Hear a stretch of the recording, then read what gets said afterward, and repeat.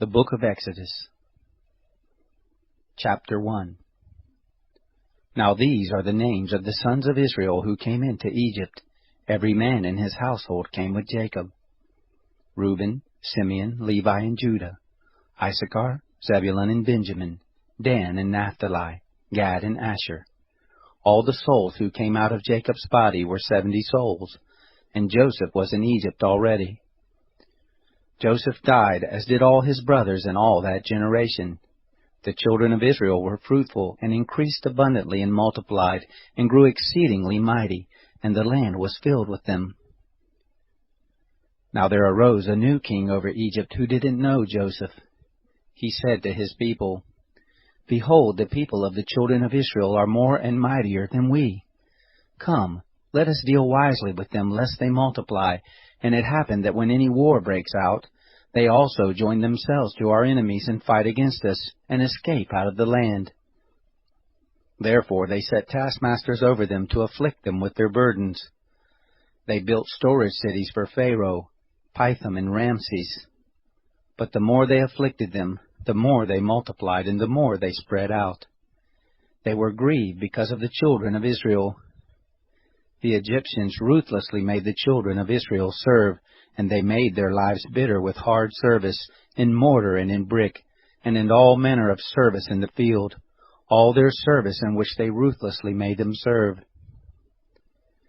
The king of Egypt spoke to the Hebrew midwives, of whom the name of the one was Shiphrah, and the name of the other Puah.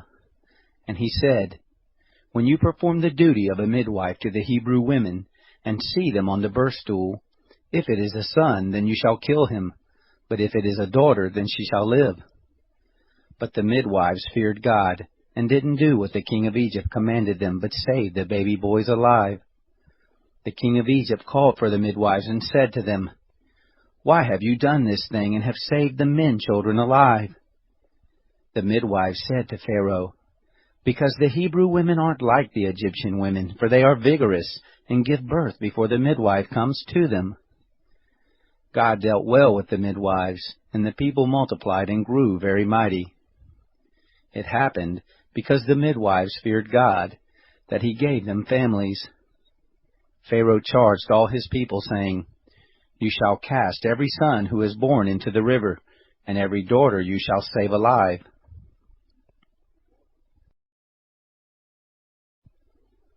Chapter 2. A man of the house of Levi went and took a daughter of Levi as his wife. The woman conceived and bore a son.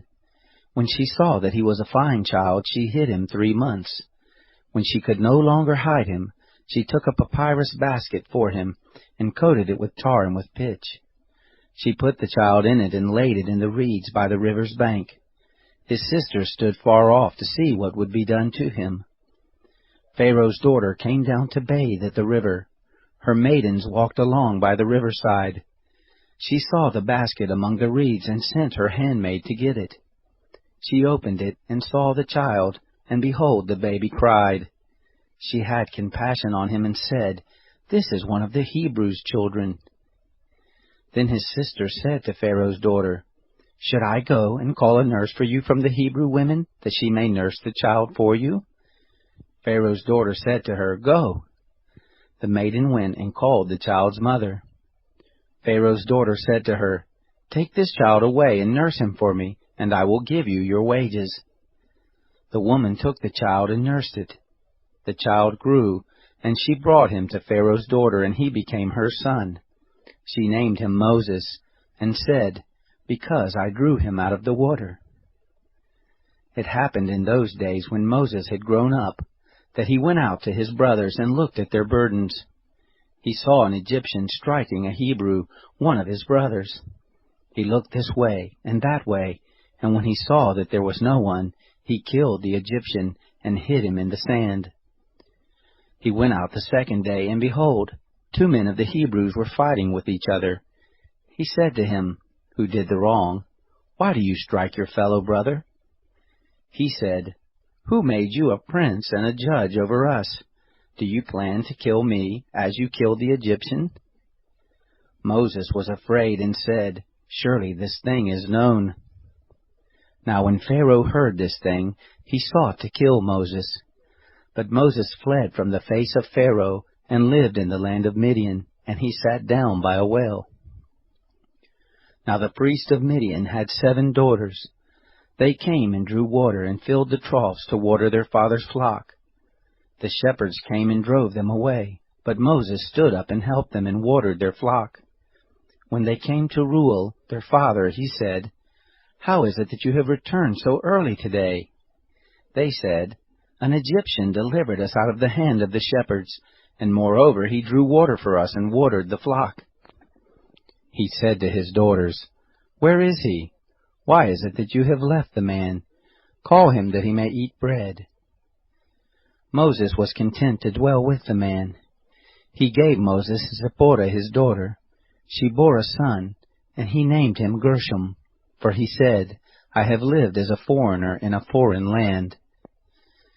It happened in the course of those many days that the king of Egypt died, and the children of Israel sighed because of the bondage, and they cried, and their cry came up to God because of the bondage. God heard their groaning, and God remembered his covenant with Abraham, with Isaac, and with Jacob. God saw the children of Israel, and God was concerned about them.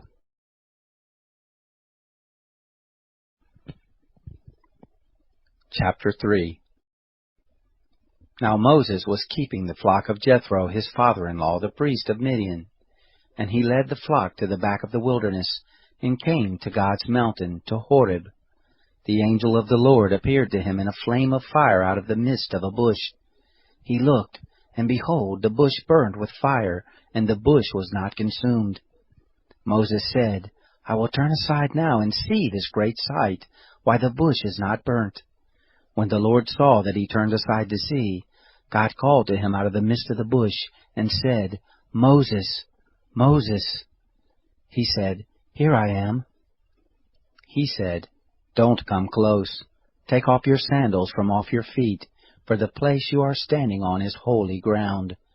Moreover he said, "I am the God of your father, the God of Abraham, the God of Isaac, and the God of Jacob." Moses hid his face, for he was afraid to look at God. The Lord said, "I have surely seen the affliction of my people who are in Egypt, and have heard their cry because of their taskmasters, for I know their sorrows, and I have come down to deliver them out of the hand of the Egyptians, and to bring them up out of that land to a good and large land, to a land flowing with milk and honey, to the place of the Canaanite, the Hittite, the Amorite, the Perizzite, the Hivite, and the Jebusite. Now behold, the cry of the children of Israel has come to me.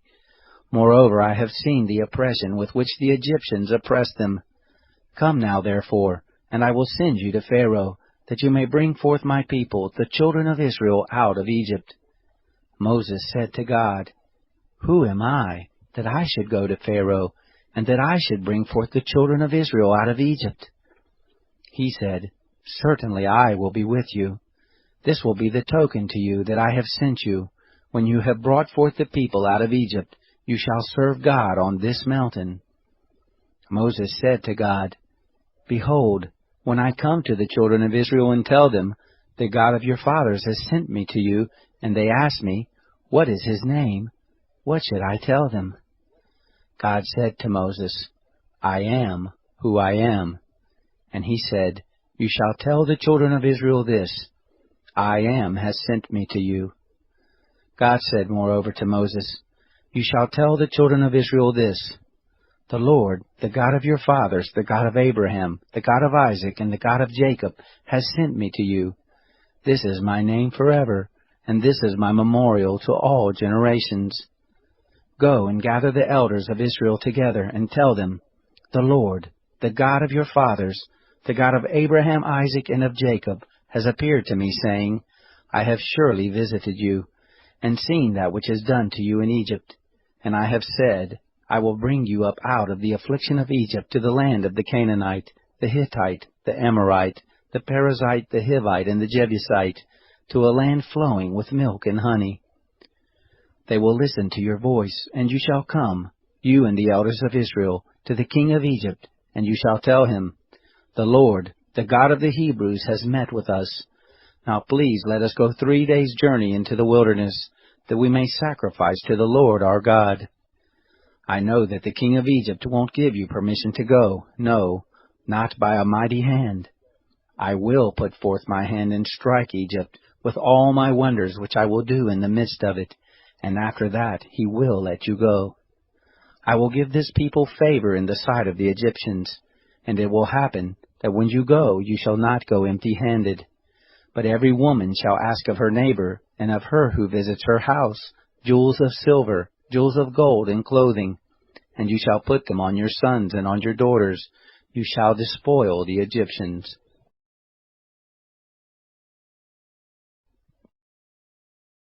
Chapter 4. Moses answered, But behold, they will not believe me, nor listen to my voice, for they will say, The Lord has not appeared to you. The Lord said to him, What is that in your hand? He said, A rod. He said, Throw it on the ground. He threw it on the ground, and it became a snake, and Moses ran away from it. The Lord said to Moses, Put forth your hand and take it by the tail. He put forth his hand and laid hold of it, and it became a rod in his hand. That they may believe that the Lord, the God of their fathers, the God of Abraham, the God of Isaac, and the God of Jacob has appeared to you, the Lord said furthermore to him, Now put your hand inside your cloak. He put his hand inside his cloak, and when he took it out, behold, his hand was leprous, as white as snow. He said, Put your hand inside your cloak again. He put his hand inside his cloak again, and when he took it out of his cloak, behold, it had turned again as his other flesh. It will happen, if they will neither believe you nor listen to the voice of the first sign, that they will believe the voice of the latter sign. It will happen, if they will not believe even those 2 signs, neither listen to your voice, that you shall take water of the river, and pour it on the dry land. The water which you take out of the river will become blood on the dry land. Moses said to the Lord, O Lord, I am not eloquent, neither before now, nor since you have spoken to your servant, for I am slow of speech, and of a slow tongue. The Lord said to him, Who made man's mouth? Or who makes one mute, or deaf, or seeing, or blind? Isn't it I, the Lord? Now therefore go, and I will be with your mouth, and teach you what you shall speak. He said, O Lord, please send someone else. The anger of the Lord was kindled against Moses, and he said, What about Aaron, your brother, the Levite? I know that he can speak well. Also, behold, he comes forth to meet you. When he sees you, he will be glad in his heart. You shall speak to him, and put the words in his mouth. I will be with your mouth, and with his mouth, and will teach you what you shall do. He will be your spokesman to the people, and it will happen that he will be to you a mouth, and you will be to him as God. You shall take this rod in your hand with which you shall do the signs. Moses went and returned to Jethro his father-in-law, and said to him, Please let me go, and return to my brothers who are in Egypt, and see whether they are still alive. Jethro said to Moses, Go in peace. The Lord said to Moses in Midian, Go, return into Egypt, for all the men who sought your life are dead. Moses took his wife and his sons, and set them on a donkey, and he returned to the land of Egypt. Moses took God's rod in his hand. The Lord said to Moses, When you go back into Egypt, see that you do before Pharaoh all the wonders which I have put in your hand. But I will harden his heart, and he will not let the people go. You shall tell Pharaoh, Thus says the Lord, Israel is my son, my firstborn, and I have said to you, Let my son go, that he may serve me. And you have refused to let him go. Behold, I will kill your son, your firstborn. It happened on the way at a lodging place, that the Lord met him, and wanted to kill him. Then Zipporah took a flint, and cut off the foreskin of her son, and cast it at his feet, and she said, Surely you are a bridegroom of blood to me. So he let him alone. Then she said, You are a bridegroom of blood, because of the circumcision. The Lord said to Aaron, "Go into the wilderness to meet Moses." He went and met him on God's mountain and kissed him. Moses told Aaron all the words of the Lord with which he had sent him, and all the signs with which he had charged him. Moses and Aaron went and gathered together all the elders of the children of Israel. Aaron spoke all the words which the Lord had spoken to Moses, and did the signs in the sight of the people. The people believed, and when they heard that the Lord had visited the children of Israel, and that he had seen their affliction, then they bowed their heads and worshipped.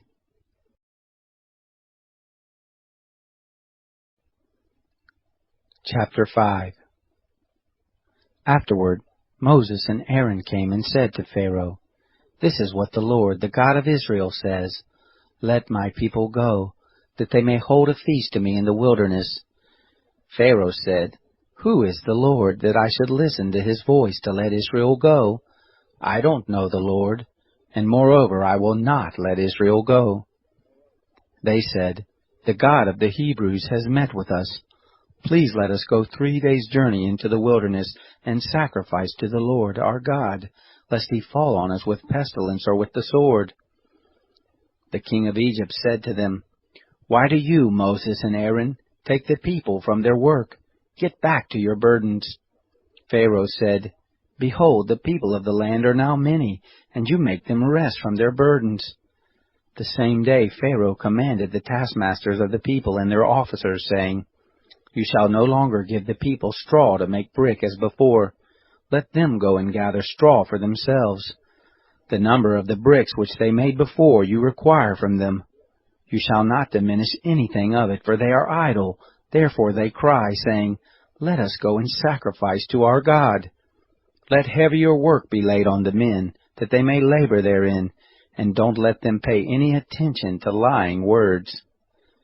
The taskmasters of the people went out and their officers, and they spoke to the people, saying, "This is what the Pharaoh says, 'I will not give you straw.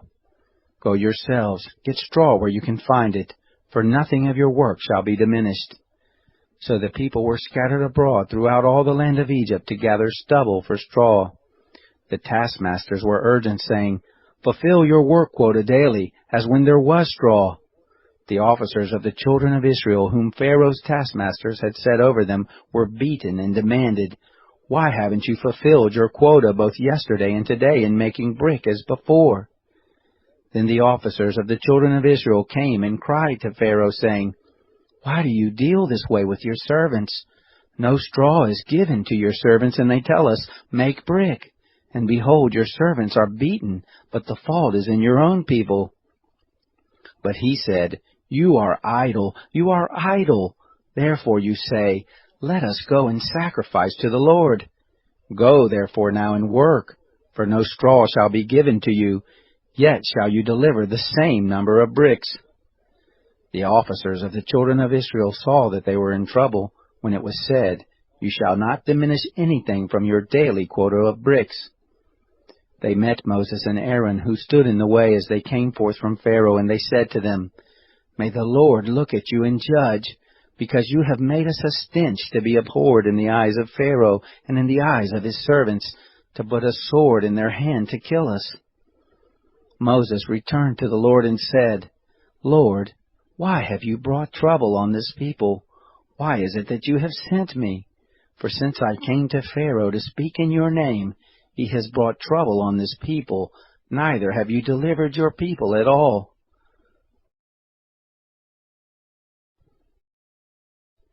Chapter 6. The Lord said to Moses, "Now you shall see what I will do to Pharaoh, for by a strong hand he shall let them go, and by a strong hand he shall drive them out of his land."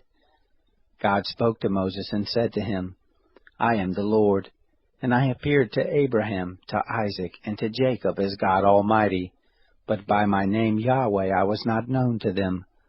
I have also established my covenant with them, to give them the land of Canaan, the land of their travels in which they lived as aliens. Moreover, I have heard the groaning of the children of Israel, whom the Egyptians keep in bondage, and I have remembered my covenant.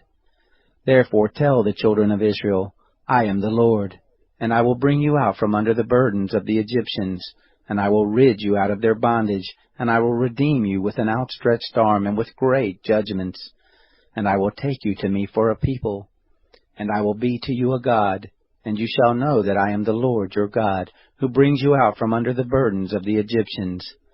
I will bring you into the land which I swore to give to Abraham, to Isaac, and to Jacob, and I will give it to you for a heritage. I am the Lord. Moses spoke so to the children of Israel, but they didn't listen to Moses for anguish of spirit and for cruel bondage. The Lord spoke to Moses, saying, Go in, speak to Pharaoh king of Egypt, that he let the children of Israel go out of his land. Moses spoke before the Lord, saying, Behold, the children of Israel haven't listened to me. How then shall Pharaoh listen to me, who am of uncircumcised lips? The Lord spoke to Moses and to Aaron, and gave them a charge to the children of Israel and to Pharaoh king of Egypt, to bring the children of Israel out of the land of Egypt. These are the heads of their fathers' houses. The sons of Reuben, the firstborn of Israel, Hanok and Palu, Hezron and Carmi.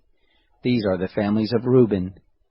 The sons of Simeon, Jemuel and Jamin, and Ohad and Jachin, and Zohar, and Shaul the son of a Canaanite woman. These are the families of Simeon. These are the names of the sons of Levi according to their generations, Gershon and Kohath and Merari. And the years of the life of Levi were 137 years. The sons of Gershon, Libni and Shimei, according to their families. The sons of Kohath, Amram and Izhar, and Hebron and Uzziel. And the years of the life of Kohath were 133 years. The sons of Merari, Mali and Mushi. These are the families of the Levites according to their generations. Amram took Jochebed his father's sister to himself as wife, and she bore him Aaron and Moses. And the years of the life of Amram were 137 years. The sons of Izhar, Korah and Nepheg and Zikri. The sons of Uzziel, Mishael and Elishphan and Sithri. Aaron took Elisheba, the daughter of Amminadab, the sister of Nashon, as his wife, and she bore him Nadab and Abihu, Eleazar and Ithamar. The sons of Korah, Asher and Elkanah, and Abiasaph. These are the families of the Korahites. Eleazar, Aaron's son, took one of the daughters of Putiel as his wife, and she bore him Phinehas. These are the heads of the fathers' houses of the Levites according to their families. These are that Aaron and Moses, to whom the Lord said, Bring out the children of Israel from the land of Egypt according to their host. These are those who spoke to Pharaoh king of Egypt, to bring out the children of Israel from Egypt. These are that Moses and Aaron. It happened on the day when the Lord spoke to Moses in the land of Egypt, that the Lord spoke to Moses, saying, I am the Lord. Speak to Pharaoh king of Egypt all that I speak to you. Moses said before the Lord, Behold, I am of uncircumcised lips, and how shall Pharaoh listen to me? Chapter 7. The Lord said to Moses, Behold, I have made you as God to Pharaoh, and Aaron your brother shall be your prophet. You shall speak all that I command you, and Aaron your brother shall speak to Pharaoh, that he let the children of Israel go out of his land. I will harden Pharaoh's heart, and multiply my signs and my wonders in the land of Egypt. But Pharaoh will not listen to you, and I will lay my hand on Egypt, and bring forth my host, my people the children of Israel, out of the land of Egypt by great judgments. The Egyptians shall know that I am the Lord, when I stretch forth my hand on Egypt, and bring out the children of Israel from among them.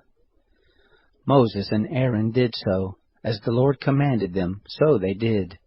Moses was 80 years old, and Aaron 83 years old when they spoke to Pharaoh. The Lord spoke to Moses and to Aaron, saying, When Pharaoh speaks to you, saying, Perform a miracle, then you shall tell Aaron, Take your rod, and cast it down before Pharaoh, that it become a serpent. Moses and Aaron went in to Pharaoh, and they did so, as the Lord had commanded. And Aaron cast down his rod before Pharaoh and before his servants, and it became a serpent. Then Pharaoh also called for the wise men and the sorcerers. They also, the magicians of Egypt, did in like manner with their enchantments. For they cast down every man his rod, and they became serpents. But Aaron's rod swallowed up their rods. Pharaoh's heart was hardened, and he didn't listen to them as the Lord had spoken. The Lord said to Moses, Pharaoh's heart is stubborn. He refuses to let the people go. Go to Pharaoh in the morning. Behold, he goes out to the water, and you shall stand by the river's bank to meet him. And the rod which was turned to a serpent you shall take in your hand. You shall tell him, The Lord, the God of the Hebrews, has sent me to you, saying, Let my people go, that they may serve me in the wilderness. And behold, until now you haven't listened. Thus says the Lord, In this you shall know that I am the Lord. Behold, I will strike with the rod that is in my hand on the waters which are in the river, and they shall be turned to blood. The fish that are in the river shall die, and the river shall become foul, and the Egyptians shall loathe to drink water from the river. The Lord said to Moses, Tell Aaron, Take your rod, and stretch out your hand over the waters of Egypt, over their rivers, over their streams, and over their pools, and over all their ponds of water, that they may become blood. And there shall be blood throughout all the land of Egypt, both in vessels of wood and in vessels of stone. Moses and Aaron did so as the Lord commanded. And he lifted up the rod and struck the waters that were in the river in the sight of Pharaoh and in the sight of his servants. And all the waters that were in the river were turned to blood. The fish that were in the river died, and the river became foul, and the Egyptians couldn't drink water from the river, and the blood was throughout all the land of Egypt. The magicians of Egypt did in like manner with their enchantments, and Pharaoh's heart was hardened, and he didn't listen to them, as the Lord had spoken. Pharaoh turned and went into his house, neither did he lay even this to heart. All the Egyptians dug round about the river for water to drink, for they couldn't drink of the water of the river. 7 days were fulfilled after the Lord had struck the river.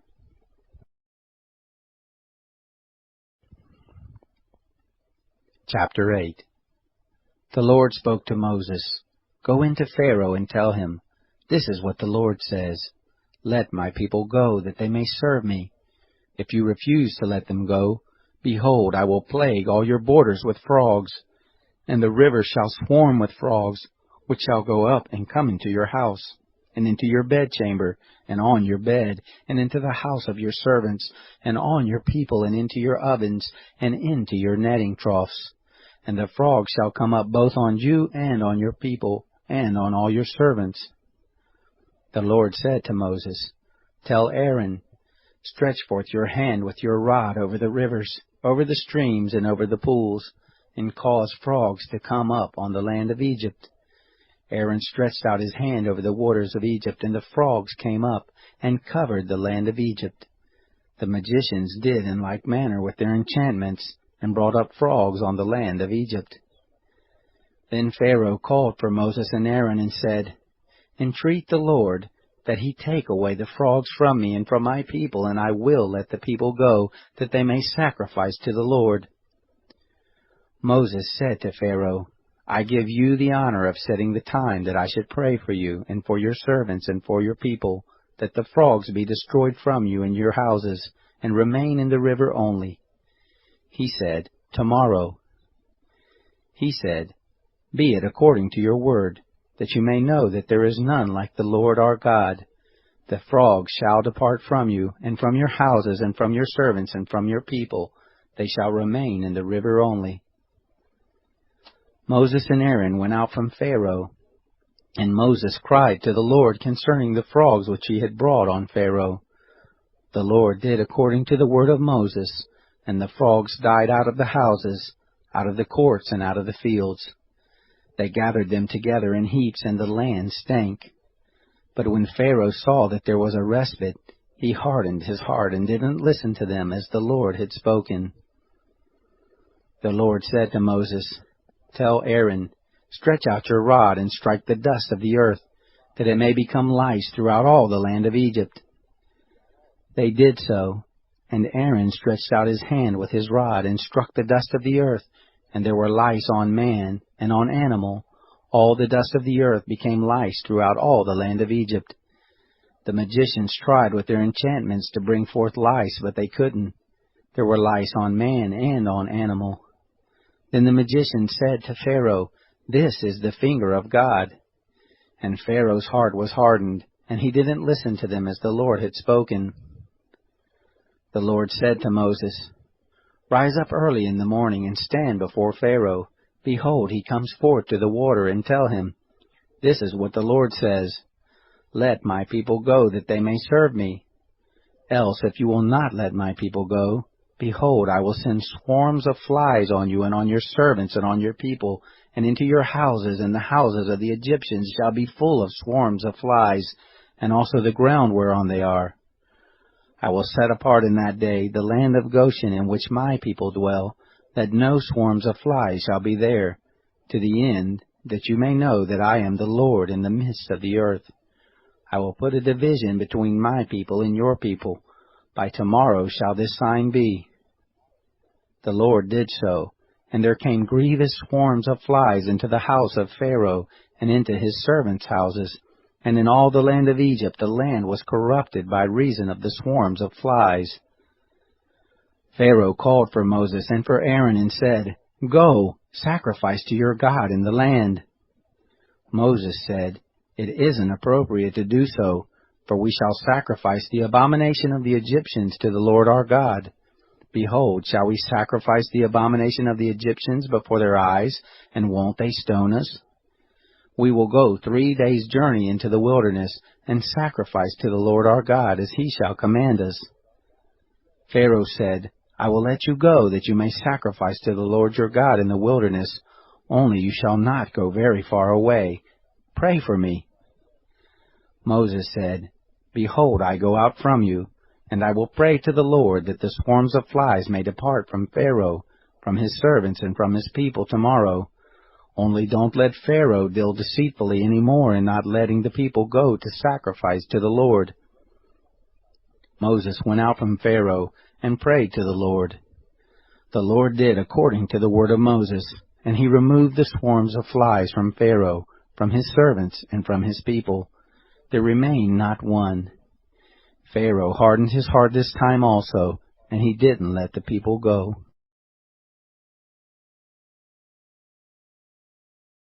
Chapter 9. Then the Lord said to Moses, "Go into Pharaoh and tell him, 'This is what the Lord, the God of the Hebrews, says, Let my people go, that they may serve me. For if you refuse to let them go, and hold them still, behold, the hand of the Lord is on your cattle which are in the field, on the horses, on the donkeys, and on the camels, on the herds, and on the flocks, with a very grievous pestilence. The Lord will make a distinction between the cattle of Israel and the cattle of Egypt, and there shall nothing die of all that belongs to the children of Israel.' The Lord appointed a set time, saying, 'Tomorrow the Lord shall do this thing in the land.' The Lord did that thing on the next day, and all the cattle of Egypt died, but of the cattle of the children of Israel not one died. Pharaoh sent, and behold, there was not so much as one of the cattle of the Israelites dead.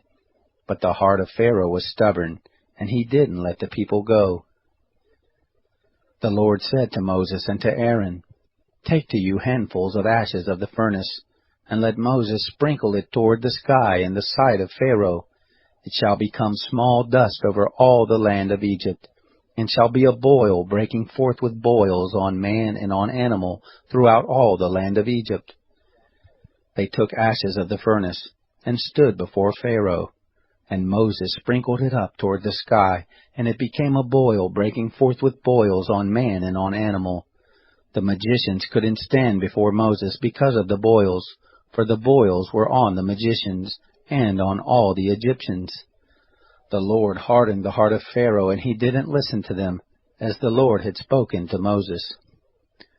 The Lord said to Moses, "Rise up early in the morning, and stand before Pharaoh, and tell him, 'This is what the Lord, the God of the Hebrews, says, Let my people go, that they may serve me. For this time I will send all my plagues against your heart, against your officials, and against your people, that you may know that there is none like me in all the earth. For now I would have put forth my hand and struck you and your people with pestilence, and you would have been cut off from the earth. But indeed for this cause I have made you stand, to show you my power, and that my name may be declared throughout all the earth, as you still exalt yourself against my people, that you won't let them go.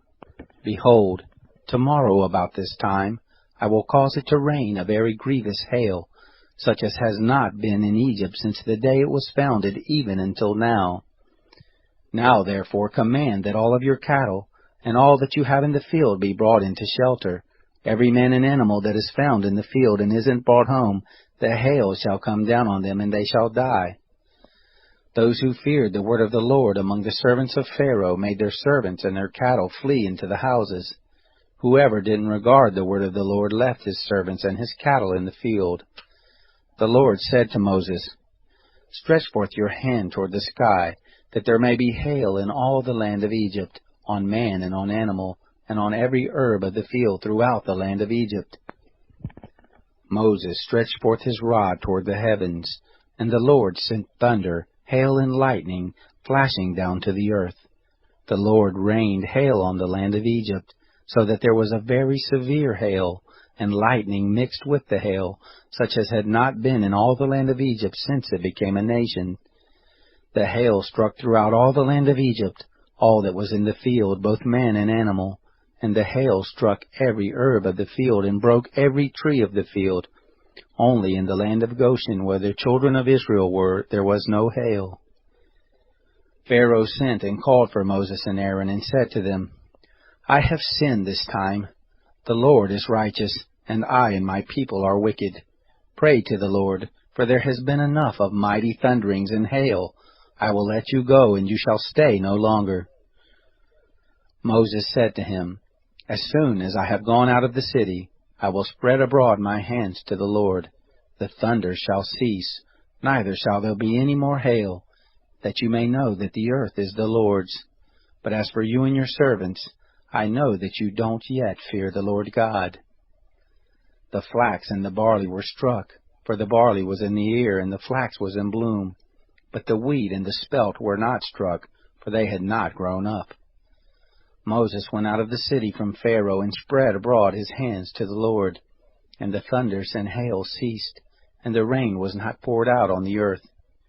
When Pharaoh saw that the rain and the hail and the thunders were ceased, he sinned yet more and hardened his heart, he and his servants. The heart of Pharaoh was hardened, and he didn't let the children of Israel go, just as the Lord had spoken through Moses.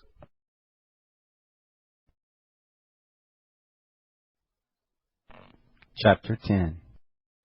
The Lord said to Moses, Go into Pharaoh, for I have hardened his heart and the heart of his servants, that I may show these my signs in the midst of them, and that you may tell in the hearing of your son, and of your son's son, what things I have done to Egypt, and my signs which I have done among them, that you may know that I am the Lord. Moses and Aaron went into Pharaoh and said to him, This is what the Lord, the God of the Hebrews, says. How long will you refuse to humble yourself before me? Let my people go, that they may serve me. Or else, if you refuse to let my people go, behold, tomorrow I will bring locusts into your country, and they shall cover the surface of the earth, so that one won't be able to see the earth. They shall eat the residue of that which has escaped, which remains to you from the hail, and shall eat every tree which grows for you out of the field. Your houses shall be filled, and the houses of all your servants, and the houses of all the Egyptians, as neither your fathers nor your fathers' fathers have seen, since the day that they were on the earth to this day. He turned and went out from Pharaoh. Pharaoh's servants said to him, How long will this man be a snare to us?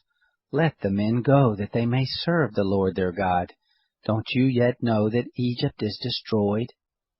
Moses and Aaron were brought back again to Pharaoh, and he said to them, Go and serve the Lord your God. But who are those who will go? Moses said, We will go with our young and with our old, with our sons and with our daughters. With our flocks and with our herds will we go, for we must hold a feast to the Lord. He said to them, "The Lord be with you if I will let you go with your little ones. See, evil is clearly before your faces. Not so. Go, now you who are men, and serve the Lord, for that is what you desire." They were driven out from Pharaoh's presence. The Lord said to Moses, "Stretch out your hand over the land of Egypt for the locust, that they may come upon the land of Egypt and eat every herb of the field, even all that the hail has left." Moses stretched forth his rod over the land of Egypt, and the Lord brought an east wind on the land all that day and all that night, and when it was morning, the east wind brought the locust. The locust went up over all the land of Egypt, and rested in all the borders of Egypt. They were very grievous. Before them there was no such locust as they, neither after them shall be such. For they covered the surface of the whole earth, so that the land was darkened. And they ate every herb of the land, and all the fruit of the trees which the hail had left. There remained nothing green, either tree or herb of the field, throughout all the land of Egypt. Then Pharaoh called for Moses and Aaron in haste, and he said, "I have sinned against the Lord your God, and against you. Now therefore please forgive my sin again, and pray to the Lord your God, that he may also take away from me this death." He went out from Pharaoh and prayed to the Lord. The Lord turned an exceeding strong west wind, which took up the locust, and drove them into the Red Sea. There remained not one locust in all the borders of Egypt. But the Lord hardened Pharaoh's heart, and he didn't let the children of Israel go. The Lord said to Moses, "Stretch out your hand toward the sky, that there may be darkness over the land of Egypt, even darkness which may be felt." Moses stretched forth his hand toward the sky, and there was a thick darkness in all the land of Egypt 3 days. They didn't see one another, neither did anyone rise from his place for 3 days. But all the children of Israel had light in their dwellings. Pharaoh called to Moses and said, "Go, serve the Lord. Only let your flocks and your herds stay behind. Let your little ones also go with you." Moses said, "You must also give into our hands sacrifices and burnt offerings, that we may sacrifice to the Lord our God. Our cattle also shall go with us. There shall not a hoof be left behind. For of it we must take to serve the Lord our God, and we don't know with what we must serve the Lord until we come there." But the Lord hardened Pharaoh's heart, and he wouldn't let them go. Pharaoh said to him, "Get away from me. Be careful to see my face no more, for in the day you see my face, you shall die." Moses said, "You have spoken well. I will see your face again no more." Chapter 11. The Lord said to Moses, "Yet one more plague will I bring on Pharaoh and on Egypt. Afterwards he will let you go. When he lets you go, he will surely thrust you out altogether. Speak now in the ears of the people, and let them ask every man of his neighbor, and every woman of her neighbor, jewels of silver and jewels of gold." The Lord gave the people favor in the sight of the Egyptians. Moreover, the man Moses was very great in the land of Egypt, in the sight of Pharaoh's servants and in the sight of the people. Moses said, "This is what the Lord says. About midnight I will go out into the midst of Egypt, and all the firstborn in the land of Egypt shall die, from the firstborn of Pharaoh who sits on his throne, even to the firstborn of the maidservant who is behind the mill, and all the firstborn of the cattle. There shall be a great cry throughout all the land of Egypt, such as there has not been nor shall be any more. But against any of the children of Israel, a dog won't even bark or move its tongue, against man or animal, that you may know that the Lord makes a distinction between the Egyptians and Israel. All these your servants shall come down to me, and bow down themselves to me, saying, 'Get out, and all the people who follow you,' and after that I will go out." He went out from Pharaoh in hot anger. The Lord said to Moses, "Pharaoh won't listen to you, that my wonders may be multiplied in the land of Egypt, Moses and Aaron did all these wonders before Pharaoh, and the Lord hardened Pharaoh's heart, and he didn't let the children of Israel go out of his land.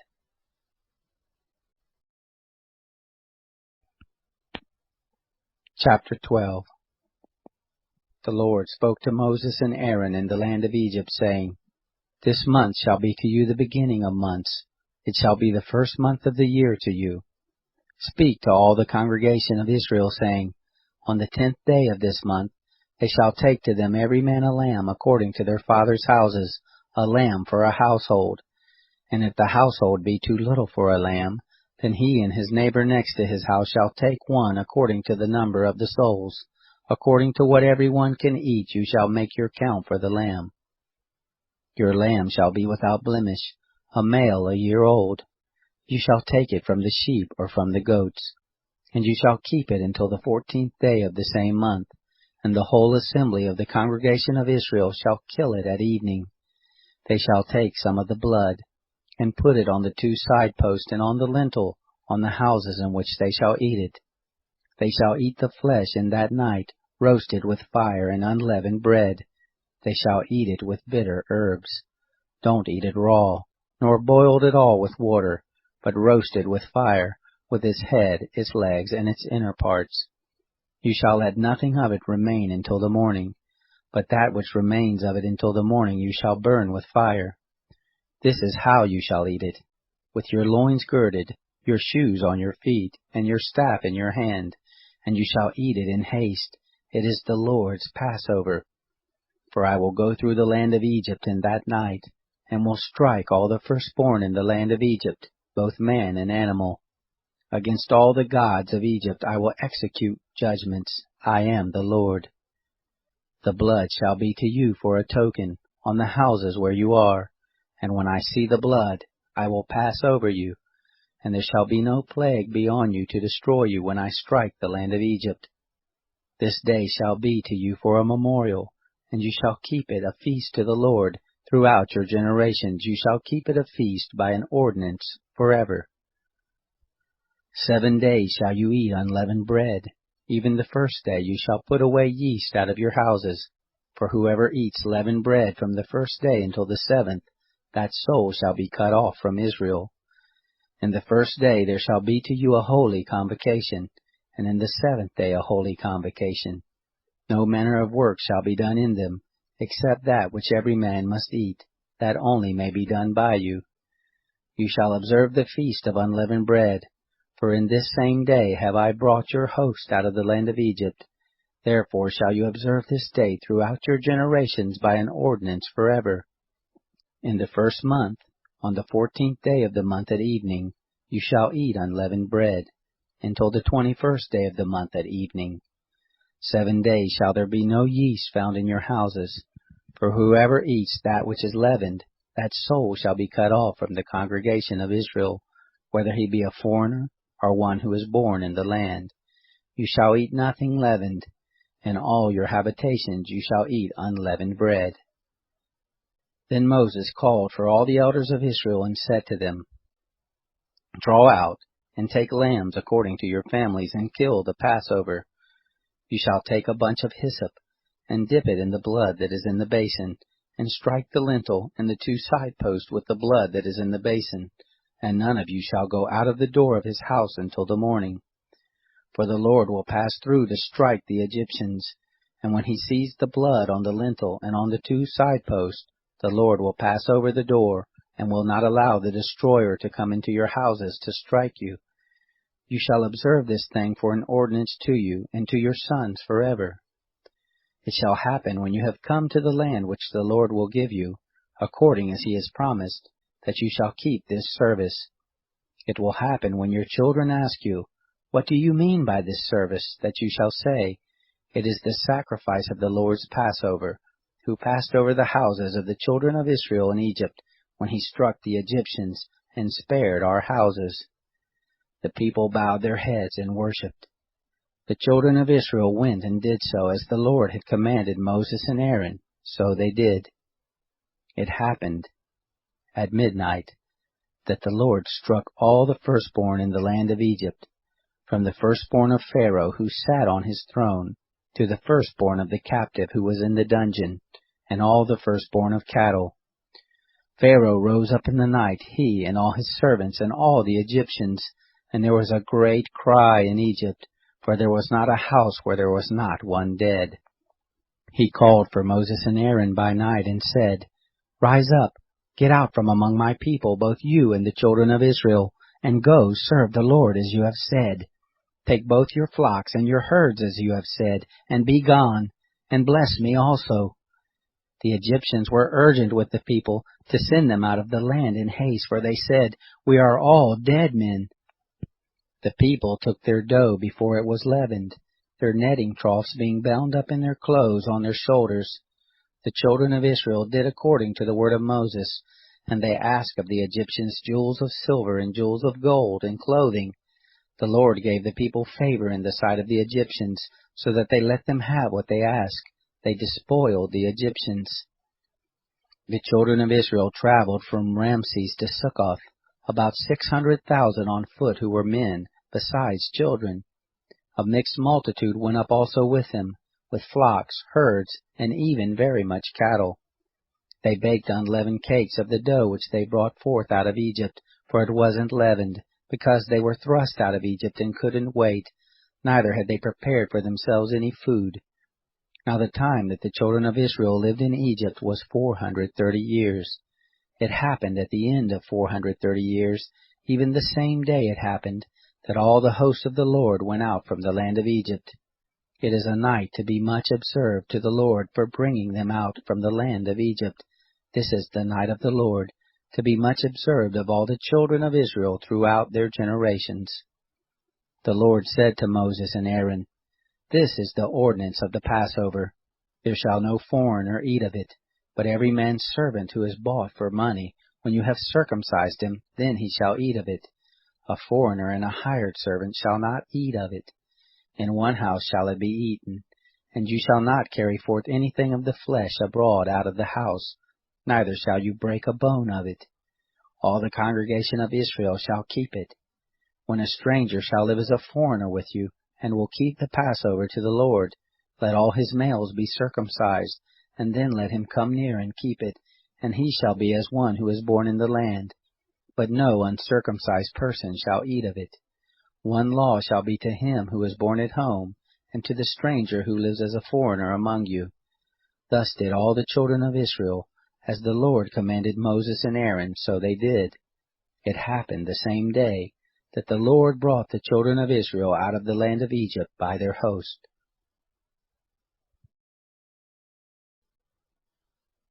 Chapter 13.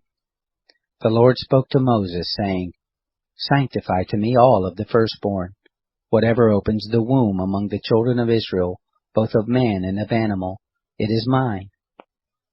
Moses said to the people, Remember this day in which you came out from Egypt, out of the house of bondage, for by strength of hand the Lord brought you out from this place. No leavened bread shall be eaten. This day you go forth in the month Abib. It shall be when the Lord shall bring you into the land of the Canaanite, and the Hittite, and the Amorite, and the Hivite, and the Jebusite, which he swore to your fathers to give you, a land flowing with milk and honey, that you shall keep this service in this month. 7 days you shall eat unleavened bread, and in the 7th day shall be a feast to the Lord.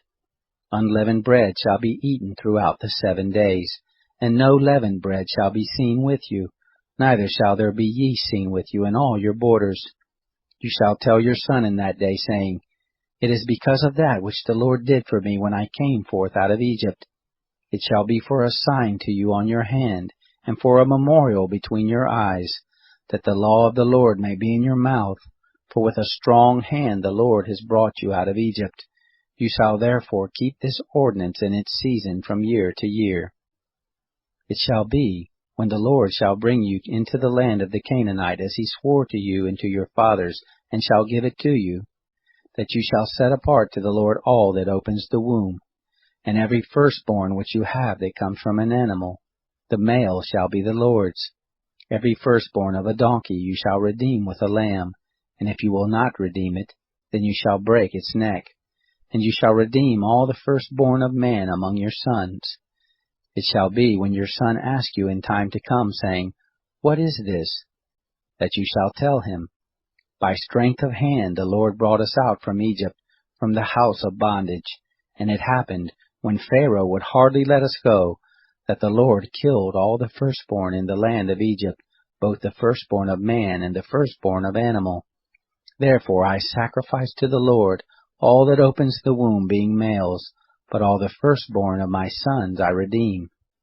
It shall be for a sign on your hand, and for symbols between your eyes, for by strength of hand the Lord brought us forth out of Egypt. It happened, when Pharaoh had let the people go, that God didn't lead them by the way of the land of the Philistines, although that was near, for God said, Lest perhaps the people change their minds when they see war, and they return to Egypt. But God led the people around by the way of the wilderness by the Red Sea, and the children of Israel went up armed out of the land of Egypt. Moses took the bones of Joseph with him, for he had made the children of Israel swear, saying, God will surely visit you, and you shall carry up my bones away from here with you. They took their journey from Succoth, and encamped in Etham, in the edge of the wilderness. The Lord went before them by day in a pillar of cloud, to lead them on their way, and by night in a pillar of fire, to give them light, that they might go by day and by night. The pillar of cloud by day, and the pillar of fire by night, didn't depart from before the people.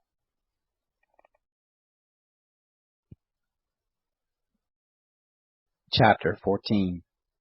The Lord spoke to Moses, saying, Speak to the children of Israel, that they turn back and encamp before Pihahiroth, between Migdol and the sea, before Baal-Zephon. You shall encamp opposite it by the sea. Pharaoh will say of the children of Israel, They are entangled in the land. The wilderness has shut them in.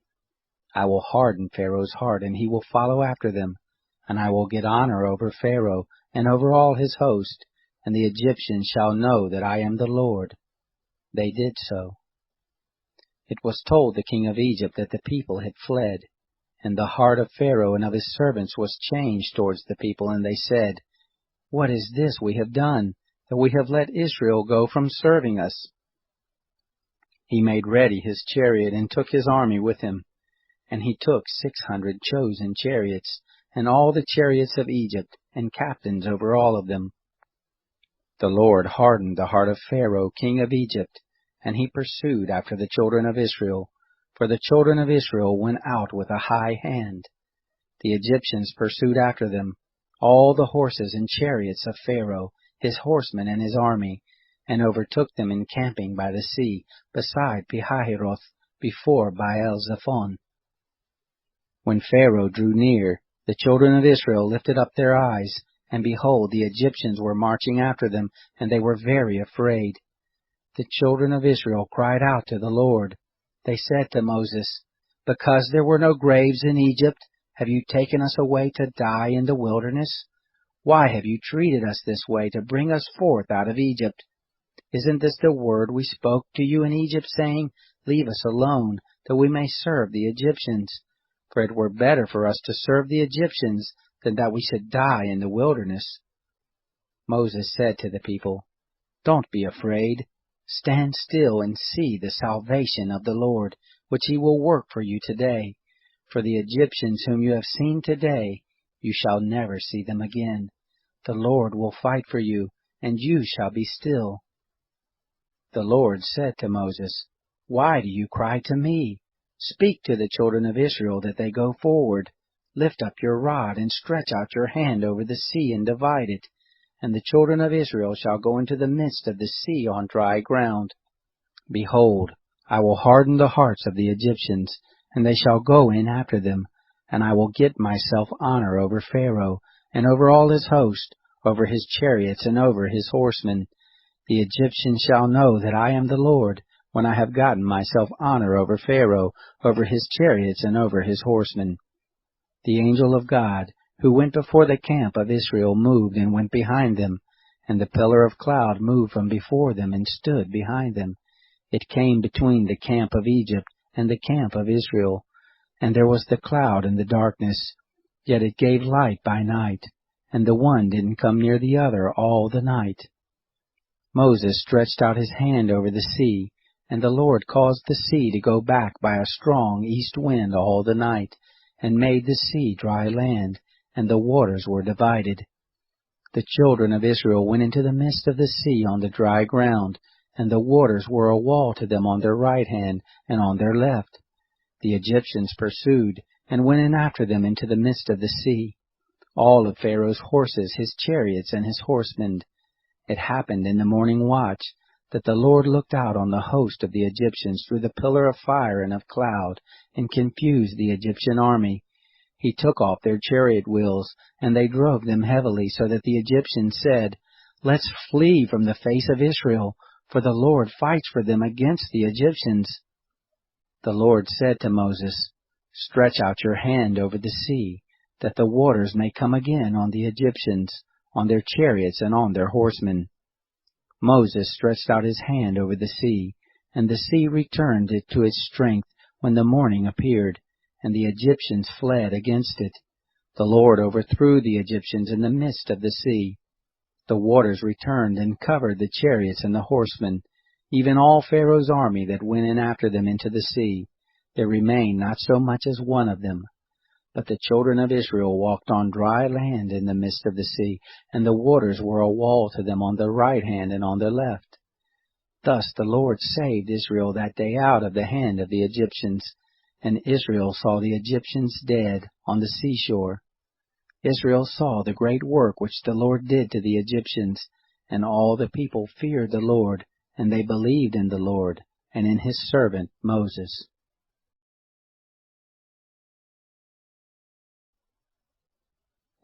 Chapter 15. Then Moses and the children of Israel sang this song to the Lord, and said, "I will sing to the Lord, for he has triumphed gloriously. The horse and his rider he has thrown into the sea. The Lord is my strength and song, he has become my salvation. This is my God, and I will praise him, my father's God, and I will exalt him. The Lord is a man of war, the Lord is his name. Pharaoh's chariots and his host has he cast into the sea.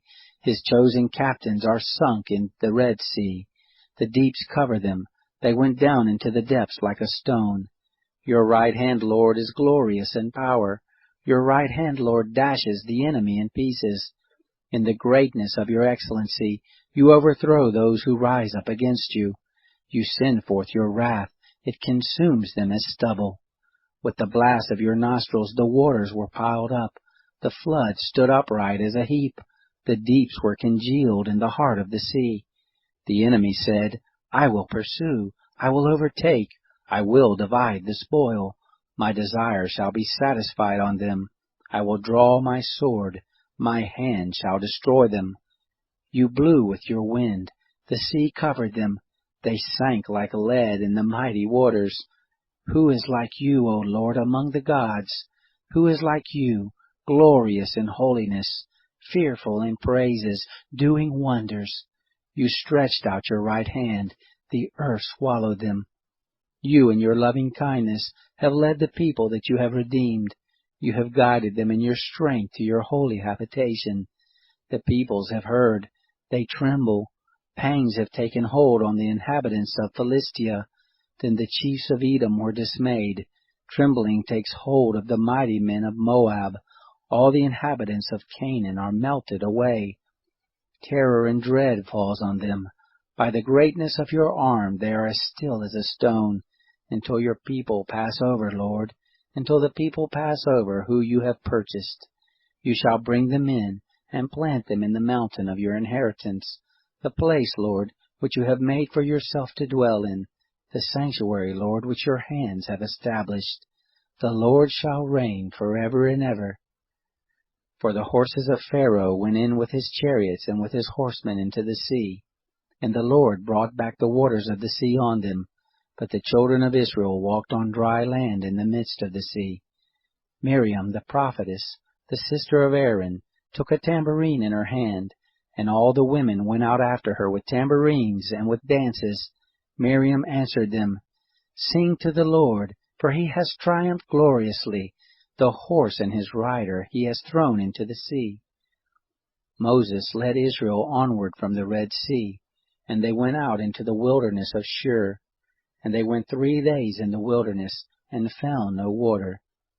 When they came to Marah, they couldn't drink from the waters of Marah, for they were bitter. Therefore the name of it was called Marah. The people murmured against Moses, saying, What shall we drink? Then he cried to the Lord. The Lord showed him a tree, and he threw it into the waters, and the waters were made sweet. There he made a statute and an ordinance for them, and there he tested them. And he said, If you will diligently listen to the voice of the Lord your God, and will do that which is right in his eyes, and will pay attention to his commandments, and keep all his statutes, I will put none of the diseases on you, which I have put on the Egyptians, for I am the Lord who heals you. They came to Elim, where there were 12 springs of water, and 70 palm trees, and they encamped there by the waters.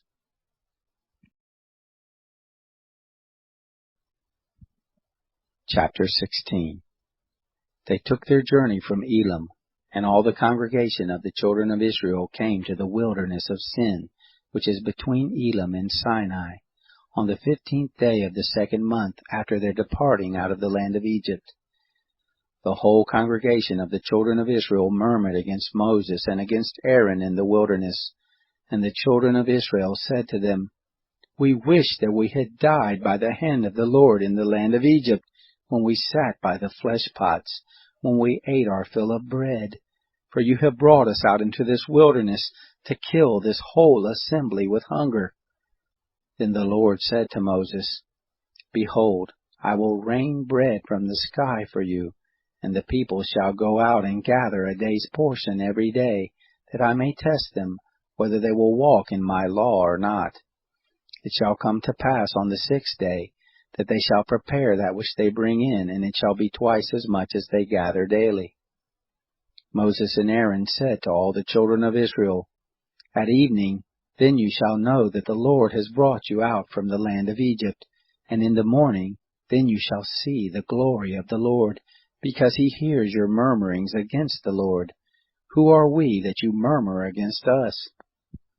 Moses said, Now the Lord shall give you meat to eat in the evening, and in the morning bread to satisfy you, because the Lord hears your murmurings which you murmur against him. And who are we? Your murmurings are not against us, but against the Lord. Moses said to Aaron, Tell all the congregation of the children of Israel, Come near before the Lord, for he has heard your murmurings.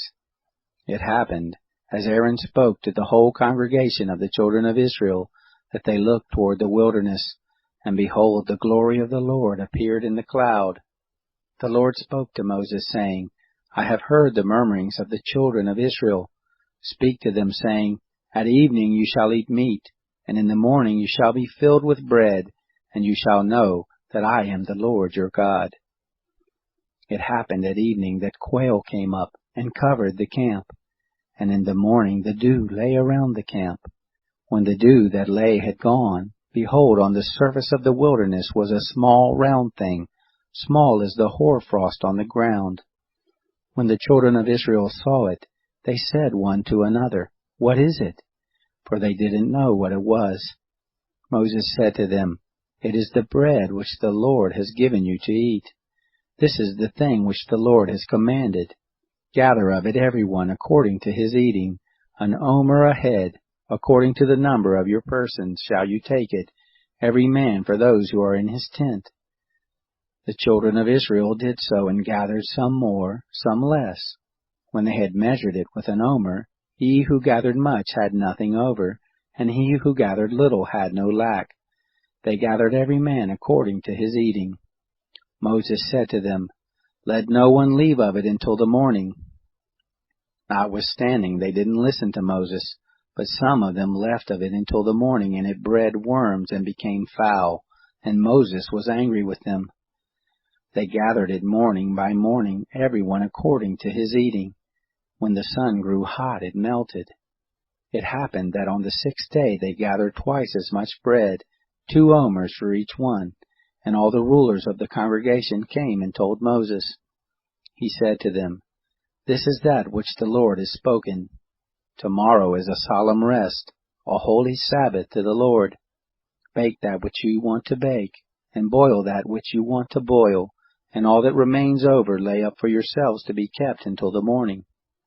They laid it up until the morning as Moses asked, and it didn't become foul, neither was there any worm in it. Moses said, Eat that today, for today is a Sabbath to the Lord. Today you shall not find it in the field. 6 days you shall gather it, but on the 7th day is the Sabbath. In it there shall be none. It happened on the 7th day that some of the people went out to gather, and they found none.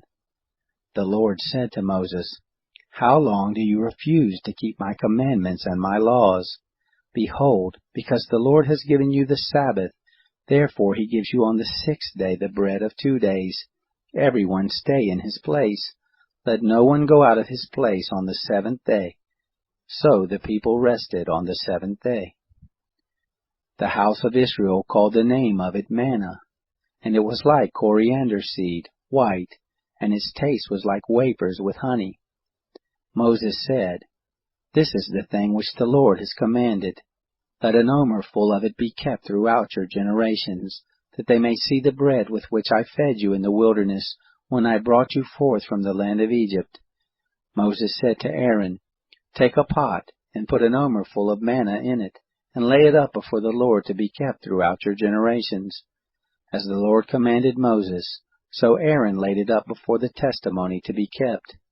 The children of Israel ate the manna 40 years, until they came to an inhabited land. They ate the manna until they came to the borders of the land of Canaan. Now an omer is the 10th part of an ephah. Chapter 17.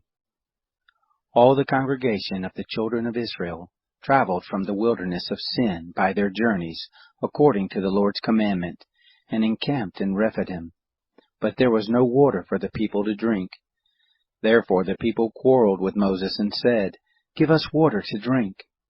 Moses said to them, Why do you quarrel with me? Why do you test the Lord? The people were thirsty for water there, and the people murmured against Moses and said, Why have you brought us up out of Egypt to kill us, our children and our livestock with thirst? Moses cried to the Lord, saying, What shall I do with these people?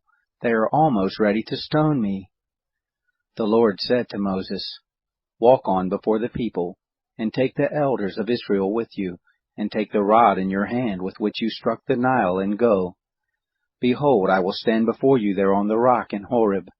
You shall strike the rock, and water will come out of it, that the people may drink. Moses did so in the sight of the elders of Israel.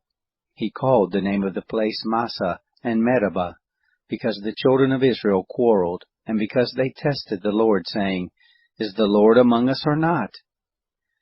Then Amalek came and fought with Israel in Rephidim. Moses said to Joshua, Choose men for us and go out, fight with Amalek.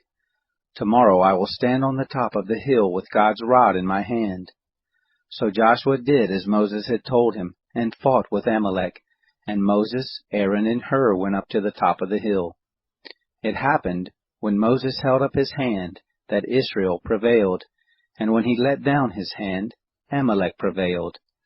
But Moses' hands were heavy, and they took a stone and put it under him, and he sat on it. Aaron and Hur held up his hands, the one on the one side, and the other on the other side. His hands were steady until sunset. Joshua defeated Amalek and his people with the edge of the sword. The Lord said to Moses, Write this for a memorial in a book, and rehearse it in the ears of Joshua, that I will utterly blot out the memory of Amalek from under the sky.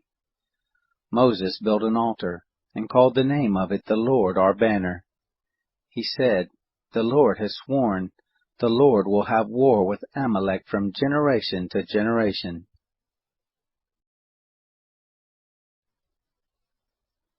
Chapter 18.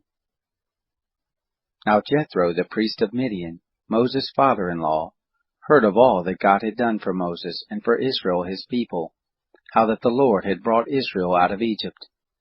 Jethro, Moses' father-in-law, received Zipporah, Moses' wife, after he had sent her away, and her 2 sons.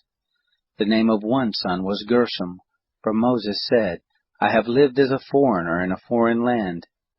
The name of the other was Eleazar, for he said, My father's God was my help, and delivered me from Pharaoh's sword. Jethro, Moses' father-in-law, came with his sons and his wife to Moses into the wilderness where he was encamped at the mountain of God. He said to Moses, I, your father-in-law Jethro, have come to you with your wife and her 2 sons with her. Moses went out to meet his father-in-law and bowed and kissed him. They asked each other of their welfare, and they came into the tent. Moses told his father-in-law all that the Lord had done to Pharaoh and to the Egyptians for Israel's sake, all the hardships that had come on them on the way, and how the Lord delivered them. Jethro rejoiced for all the goodness which the Lord had done to Israel, and that he had delivered them out of the hand of the Egyptians. Jethro said, Blessed be the Lord, who has delivered you out of the hand of the Egyptians, and out of the hand of Pharaoh, who has delivered the people from under the hand of the Egyptians. Now I know that the Lord is greater than all gods, because of the thing in which they dealt arrogantly against them. Jethro, Moses' father-in-law, took a burnt offering and sacrifices for God. Aaron came with all of the elders of Israel to eat bread with Moses' father-in-law before God. It happened on the next day that Moses sat to judge the people, and the people stood around Moses from the morning to the evening. When Moses' father-in-law saw all that he did to the people, he said, What is this thing that you do for the people?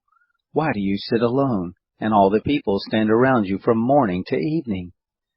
Moses said to his father-in-law, Because the people come to me to inquire of God. When they have a matter, they come to me, and I judge between a man and his neighbor, and I make them know the statutes of God and his laws. Moses' father-in-law said to him, The thing that you do is not good. You will surely wear away both you and this people that is with you, for the thing is too heavy for you. You are not able to perform it yourself alone. Listen now to my voice. I will give you counsel, and God be with you. You represent the people before God, and bring the causes to God. You shall teach them the statutes and the laws, and shall show them the way in which they must walk, and the work that they must do.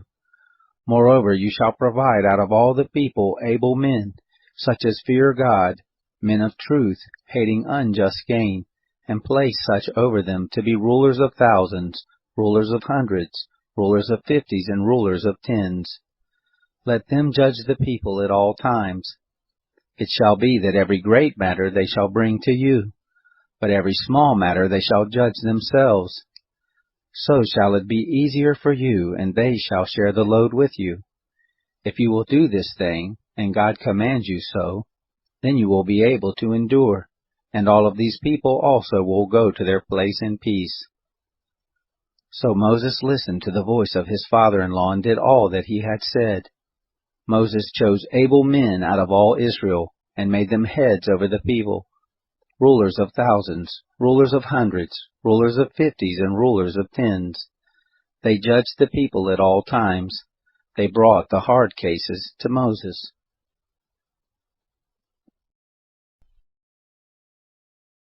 Chapter 19. In the 3rd month, after the children of Israel had gone forth out of the land of Egypt, on that same day they came into the wilderness of Sinai. When they had departed from Rephidim, and had come to the wilderness of Sinai, they encamped in the wilderness, and there Israel encamped before the mountain. Moses went up to God, and the Lord called to him out of the mountain, saying, This is what you shall tell the house of Jacob, and tell the children of Israel. You have seen what I did to the Egyptians, and how I bore you on eagle's wings, and brought you to myself. Now therefore, if you will indeed obey my voice and keep my covenant, then you shall be my own possession from among all peoples, for all the earth is mine. And you shall be to me a kingdom of priests, and a holy nation. These are the words which you shall speak to the children of Israel. Moses came and called for the elders of the people, and set before them all these words which the Lord commanded him. All the people answered together and said, All that the Lord has spoken we will do. Moses reported the words of the people to the Lord.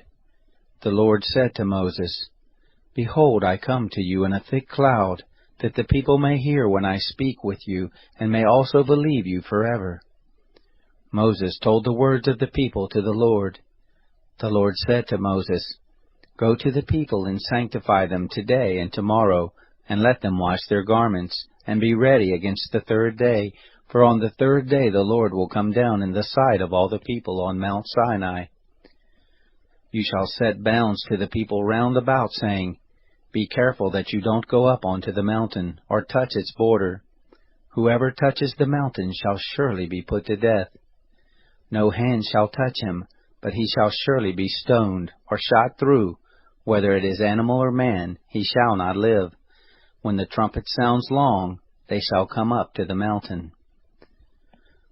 Moses went down from the mountain to the people, and sanctified the people, and they washed their clothes. He said to the people, Be ready by the third day. Don't have sexual relations with a woman. It happened on the third day, when it was morning, that there were thunders and lightnings, and a thick cloud on the mountain, and the sound of an exceedingly loud trumpet, and all the people who were in the camp trembled. Moses led the people out of the camp to meet God, and they stood at the lower part of the mountain. Mount Sinai, the whole of it smoked, because the Lord descended on it in fire, and its smoke ascended like the smoke of a furnace, and the whole mountain quaked greatly. When the sound of the trumpet grew louder and louder, Moses spoke, and God answered him by a voice. The Lord came down on Mount Sinai to the top of the mountain. The Lord called Moses to the top of the mountain, and Moses went up. The Lord said to Moses, Go down, charge the people, lest they break through to the Lord to look, and many of them perish. Let the priests also who come near to the Lord sanctify themselves, lest the Lord break forth on them. Moses said to the Lord, The people can't come up to Mount Sinai, for you charged us, saying, Set bounds around the mountain and sanctify it. The Lord said to him, Go down, and you shall bring Aaron up with you, but don't let the priest and the people break through to come up to the Lord, lest he break forth on them. So Moses went down to the people and told them. Chapter 20. God spoke all these words, saying, I am the Lord your God, who brought you out of the land of Egypt, out of the house of bondage. You shall have no other gods before me. You shall not make for yourselves an idol, nor any image of anything that is in the heavens above, or that is in the earth beneath, or that is in the water under the earth. You shall not bow yourself down to them, nor serve them, for I, the Lord your God, am a jealous God, visiting the iniquity of the fathers on the children, on the third and on the fourth generation of those who hate me, and showing loving kindness to thousands of those who love me and keep my commandments. You shall not take the name of the Lord your God in vain, for the Lord will not hold him guiltless who takes his name in vain. Remember the Sabbath day to keep it holy. You shall labor 6 days and do all your work, but the seventh day is a Sabbath to the Lord your God. You shall not do any work in it, you, nor your son, nor your daughter, your manservant, nor your maidservant, nor your cattle, nor your stranger who is within your gates. For in 6 days the Lord made heaven and earth, the sea, and all that is in them, and rested the seventh day. Therefore the Lord blessed the Sabbath day and made it holy. Honor your father and your mother, that your days may be long in the land which the Lord your God gives you. You shall not murder. You shall not commit adultery. You shall not steal. You shall not give false testimony against your neighbor. You shall not covet your neighbor's house. You shall not covet your neighbor's wife, nor his manservant, nor his maidservant, nor his ox, nor his donkey, nor anything that is your neighbor's. All the people perceived the thunderings, the lightnings, the sound of the trumpet, and the mountain smoking. When the people saw it, they trembled and stayed at a distance. They said to Moses, "Speak with us yourself, and we will listen, but don't let God speak with us, lest we die." Moses said to the people, "Don't be afraid, for God has come to test you, and that his fear may be before you, that you won't sin." The people stayed at a distance, and Moses drew near to the thick darkness where God was. The Lord said to Moses, "This is what you shall tell the children of Israel. You yourselves have seen that I have talked with you from heaven. You shall most certainly not make alongside of me gods of silver or gods of gold for yourselves. You shall make an altar of earth for me, and shall sacrifice on it your burnt offerings and your peace offerings, your sheep and your oxen. In every place where I record my name I will come to you, and I will bless you. If you make me an altar of stone, you shall not build it of hewn stones, for if you lift up your tool on it, you have polluted it. Neither shall you go up by steps to my altar, that your nakedness may not be exposed to it." Chapter 21. Now these are the ordinances which you shall set before them. If you buy a Hebrew servant, he shall serve 6 years, and in the 7th he shall go out free without paying anything. If he comes in by himself, he shall go out by himself. If he is married, then his wife shall go out with him. If his master gives him a wife, and she bears him sons or daughters, the wife and her children shall be her master's, and he shall go out by himself.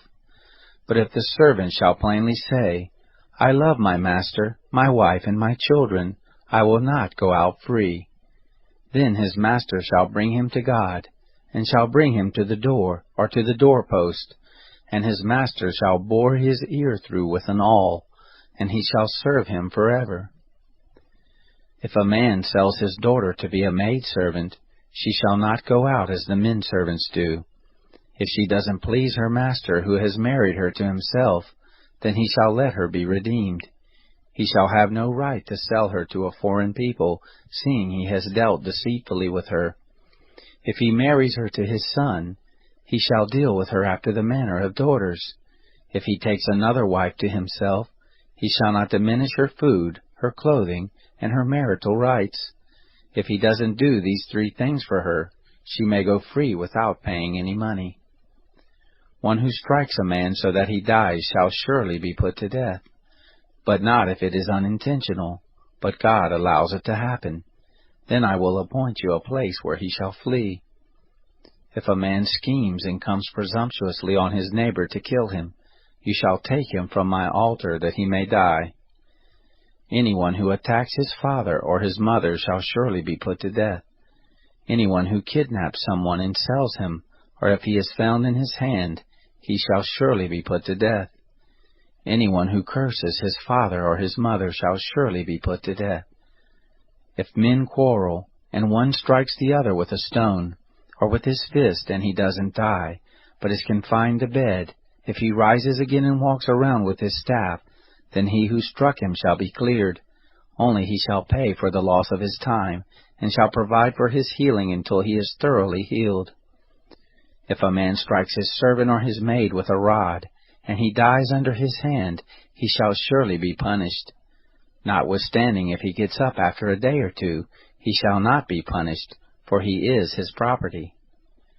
If men fight and hurt a pregnant woman so that she gives birth prematurely, and yet no harm follows, he shall be surely fined as much as the woman's husband demands and the judges allow. But if any harm follows, then you must take life for life, eye for eye, tooth for tooth, hand for hand, foot for foot, burning for burning, wound for wound, and bruise for bruise. If a man strikes his servant's eye or his maid's eye and destroys it, he shall let him go free for his eye's sake. If he strikes out his manservant's tooth or his maidservant's tooth, he shall let him go free for his tooth's sake. If a bull gores a man or a woman to death, the bull shall surely be stoned, and its flesh shall not be eaten, but the owner of the bull shall not be held responsible. But if the bull had a habit of goring in the past, and it has been testified to its owner, and he has not kept it in, but it has killed a man or a woman, the bull shall be stoned, and its owner shall also be put to death. If a ransom is laid on him, then he shall give for the redemption of his life whatever is laid on him, whether it has gored a son or has gored a daughter. According to this judgment it shall be done to him. If the bull gores a manservant or a maidservant, 30 shekels of silver shall be given to their master, and the ox shall be stoned. If a man opens a pit, or if a man digs a pit and doesn't cover it, and a bull or a donkey falls into it, the owner of the pit shall make it good. He shall give money to its owner, and the dead animal shall be his. If one man's bull injures another so that it dies, then they shall sell the live bull and divide its price, and they shall also divide the dead animal. Or if it is known that the bull was in the habit of goring in the past, and its owner has not kept it in, he shall surely pay bull for bull, and the dead animal shall be his own.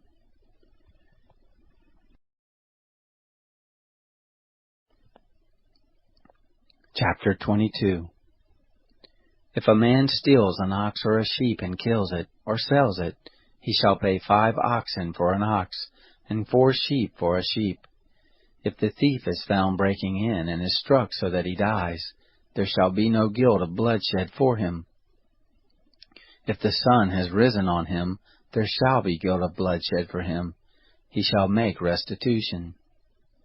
If he has nothing, then he shall be sold for his theft. If the stolen property is found in his hand alive, whether it is ox, donkey, or sheep, he shall pay double.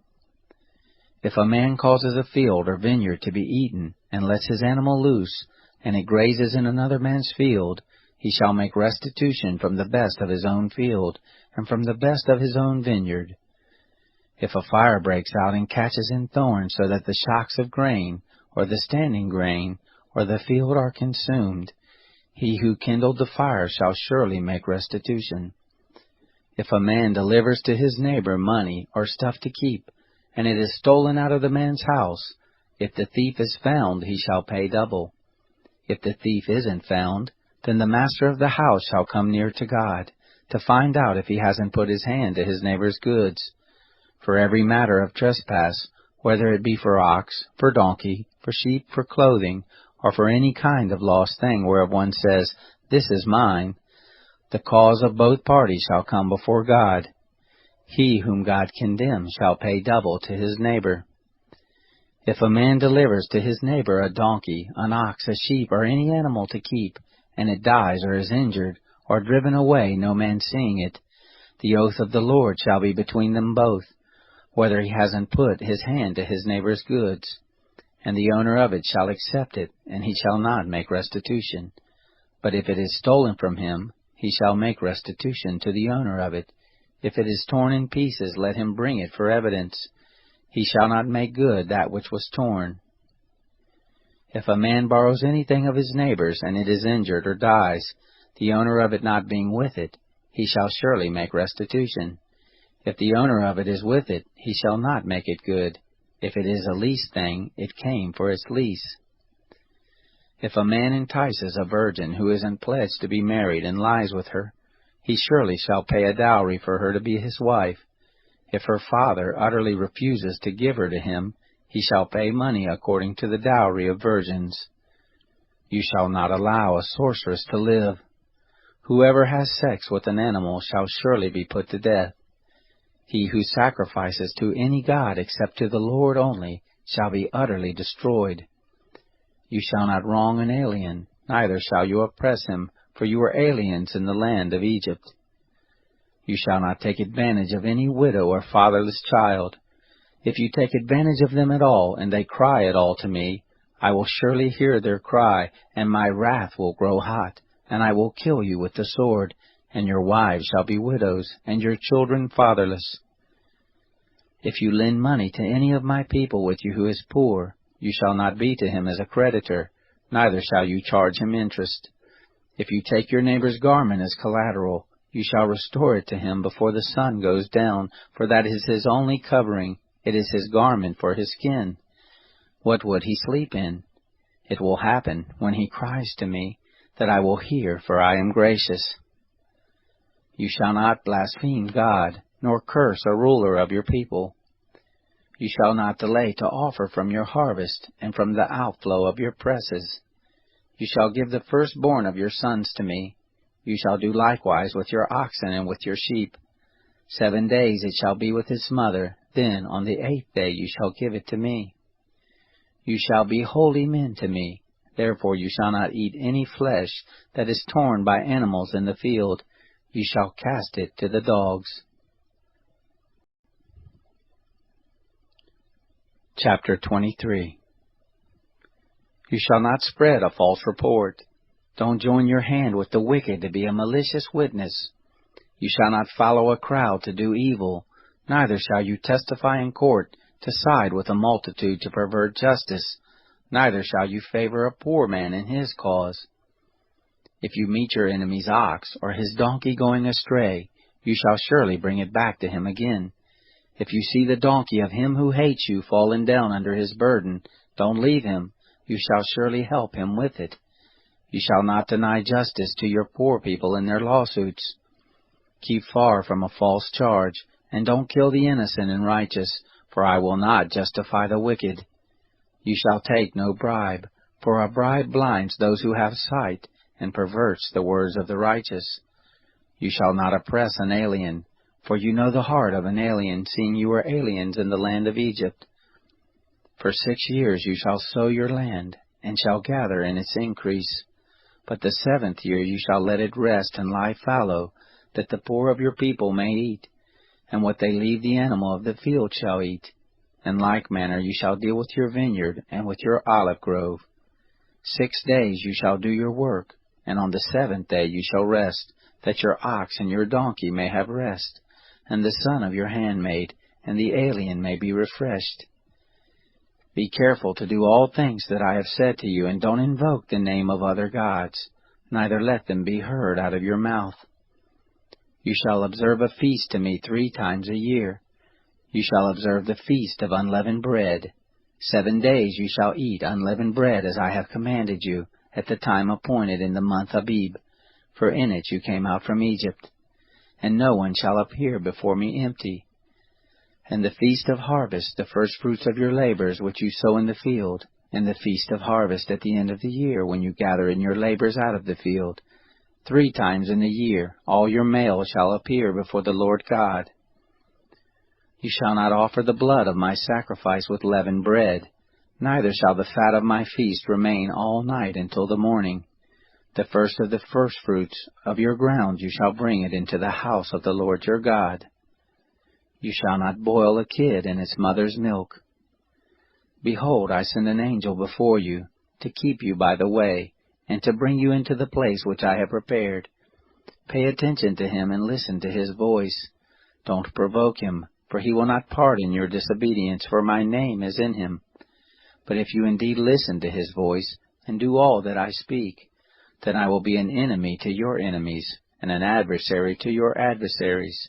For my angel shall go before you, and bring you in to the Amorite, the Hittite, the Perizzite, the Canaanite, the Hivite, and the Jebusite, and I will cut them off.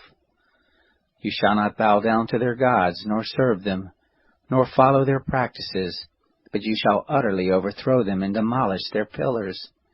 You shall serve the Lord your God, and he will bless your bread and your water, and I will take sickness away from your midst. No one will miscarry or be barren in your land. I will fulfill the number of your days. I will send my terror before you, and will confuse all the people to whom you come, and I will make all your enemies turn their backs to you. I will send a hornet before you, which will drive out the Hivite, the Canaanite, and the Hittite from before you. I will not drive them out from before you in 1 year, lest the land become desolate, and the animals of the field multiply against you. Little by little I will drive them out from before you, until you have increased and inherit the land. I will set your border from the Red Sea, even to the sea of the Philistines, and from the wilderness to the river. For I will deliver the inhabitants of the land into your hand, and you shall drive them out before you. You shall make no covenant with them, nor with their gods. They shall not dwell in your land, lest they make you sin against me. For if you serve their gods, it will surely be a snare to you. Chapter 24. He said to Moses, Come up to the Lord, you and Aaron, Nadab and Abihu, and 70 of the elders of Israel, and worship from a distance. Moses alone shall come near to the Lord, but they shall not come near, neither shall the people go up with him. Moses came and told the people all the words of the Lord and all the ordinances. And all the people answered with one voice and said, All the words which the Lord has spoken we will do. Moses wrote all the words of the Lord, and rose up early in the morning, and built an altar under the mountain, and 12 pillars for the 12 tribes of Israel. He sent young men of the children of Israel, who offered burnt offerings, and sacrificed peace offerings of oxen to the Lord. Moses took half of the blood and put it in basins, and half of the blood he sprinkled on the altar. He took the book of the covenant, and read it in the hearing of the people, and they said, All that the Lord has spoken we will do, and be obedient.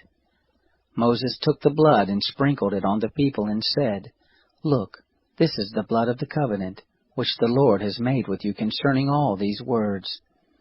Then Moses, Aaron, Nadab, Abihu, and 70 of the elders of Israel went up. They saw the God of Israel. Under his feet was like a paved work of sapphire stone, like the skies for clearness.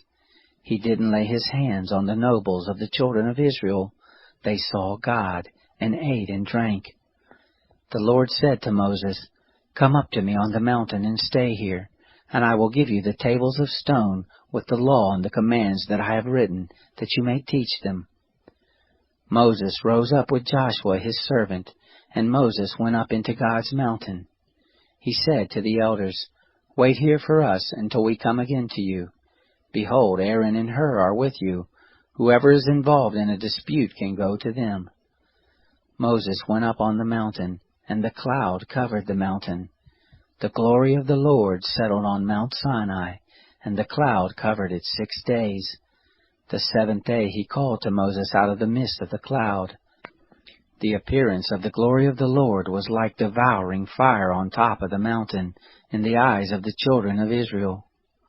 Moses entered into the midst of the cloud and went up on the mountain, and Moses was on the mountain 40 days and 40 nights. Chapter 25. The Lord spoke to Moses, saying, Speak to the children of Israel, that they take an offering for me. From everyone whose heart makes him willing you shall take my offering.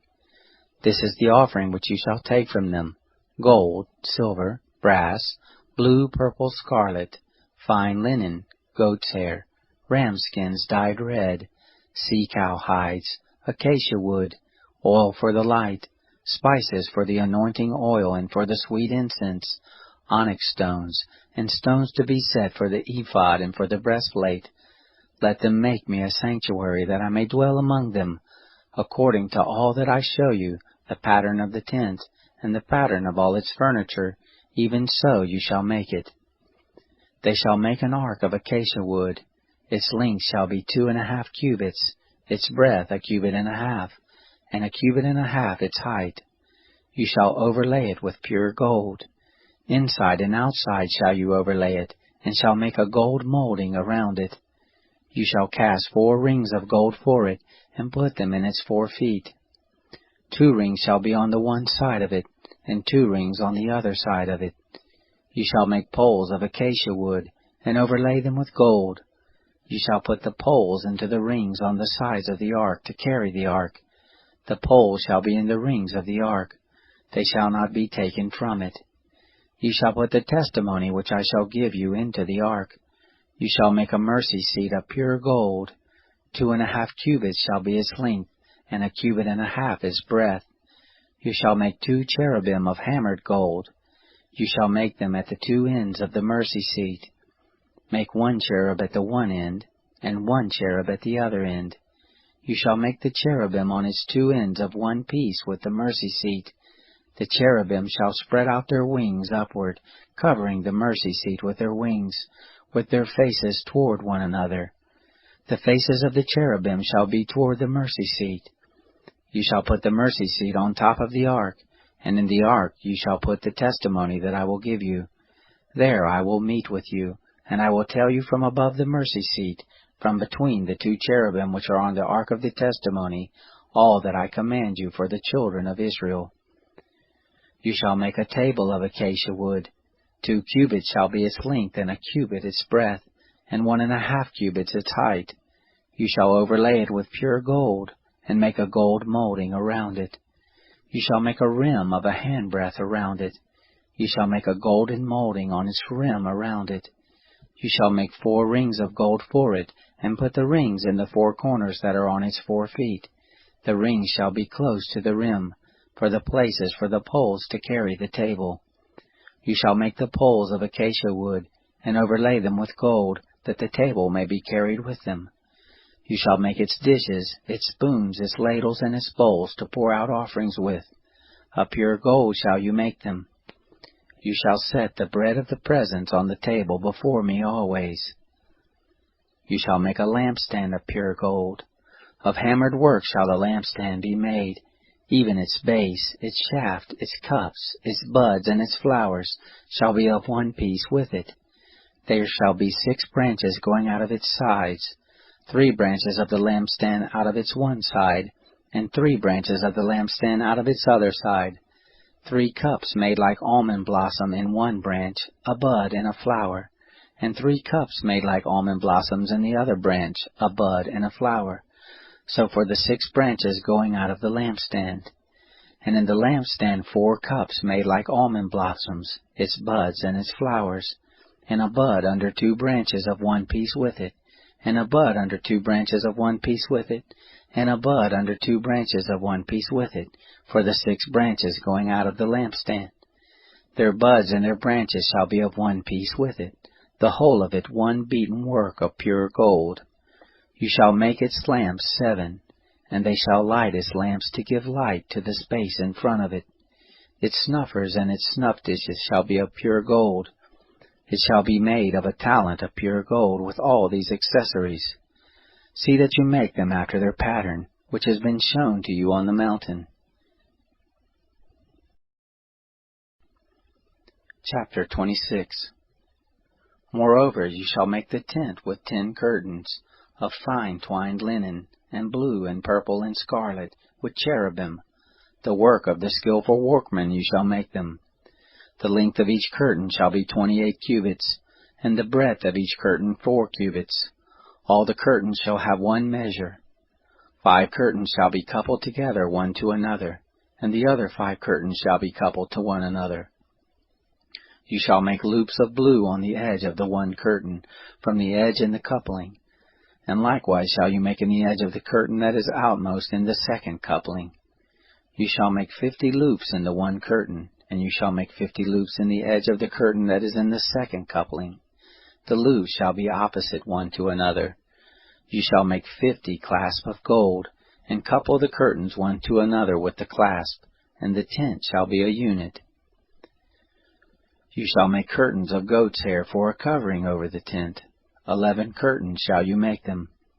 The length of each curtain shall be 30 cubits, and the breadth of each curtain 4 cubits. The 11 curtains shall have one measure.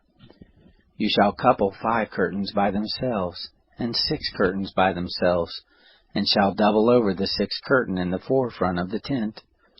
You shall make 50 loops on the edge of the one curtain that is outmost in the coupling, and 50 loops on the edge of the curtain which is outmost in the second coupling. You shall make 50 clasps of brass, and put the clasp into the loops, and couple the tent together that it may be one. The overhanging part that remains of the curtains of the tent, the half curtain that remains, shall hang over the back of the tent. The cubit on the one side, and the cubit on the other side, of that which remains in the length of the curtains of the tent, shall hang over the sides of the tent on this side and on that side, to cover it. You shall make a covering for the tent of ram skins dyed red, and a covering of sea-cow hides above. You shall make the boards for the tent of acacia wood standing up. 10 cubits shall be the length of a board, and 1.5 cubits the breadth of each board. There shall be 2 tenons in each board joined to one another. Thus shall you make for all the boards of the tent. You shall make the boards for the tent 20 boards for the south side southward. You shall make 40 sockets of silver under the 20 boards, 2 sockets under one board for its 2 tenons, and 2 sockets under the other board for its 2 tenons. For the second side of the tent on the north side 20 boards, and their 40 sockets of silver, 2 sockets under one board, and 2 sockets under another board. For the far part of the tent westward you shall make 6 boards. 2 boards shall you make for the corners of the tent in the far part. They shall be double beneath, and in like manner they shall be entire to the top of it, to one ring. Thus shall it be for them both. They shall be for the 2 corners. There shall be 8 boards, and their sockets of silver, 16 sockets, 2 sockets under one board, and 2 sockets under another board.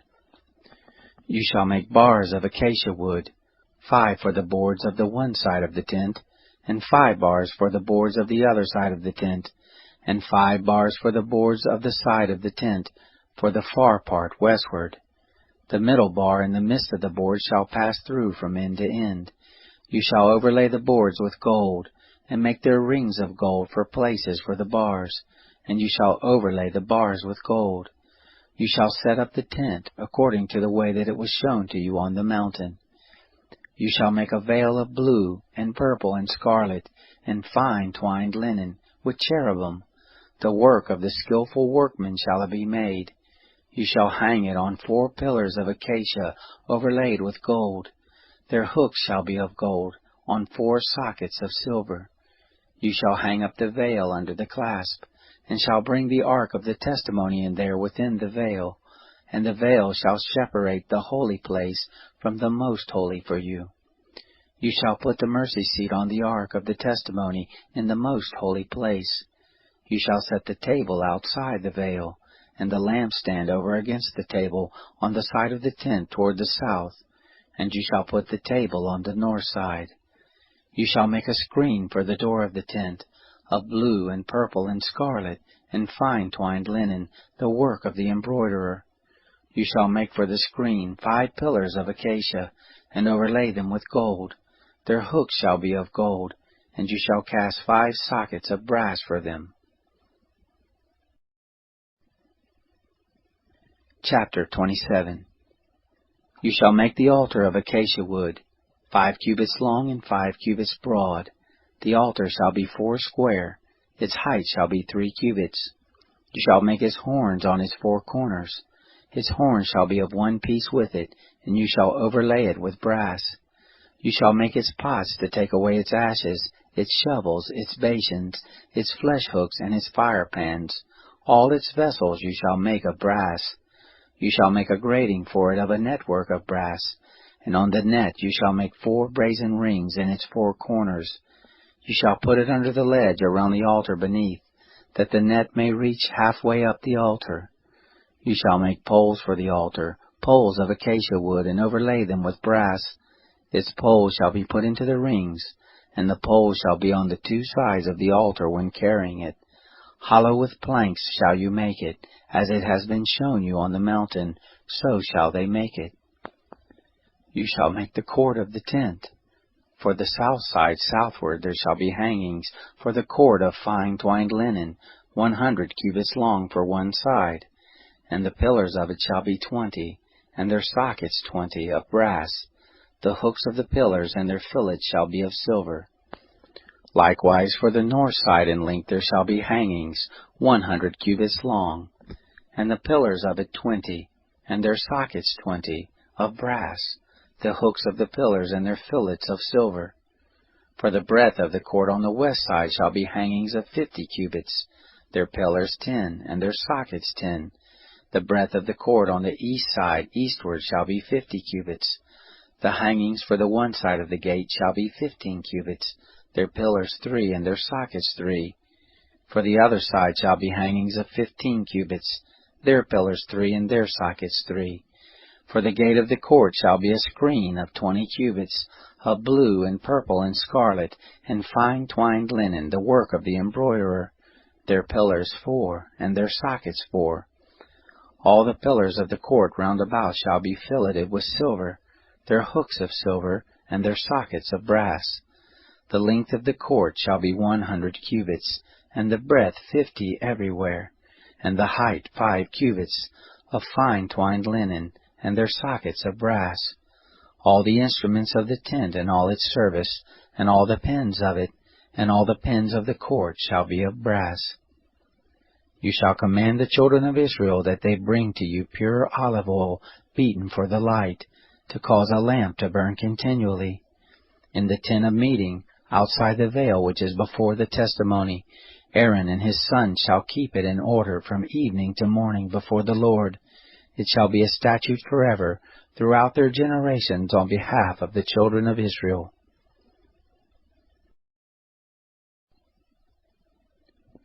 Chapter 28.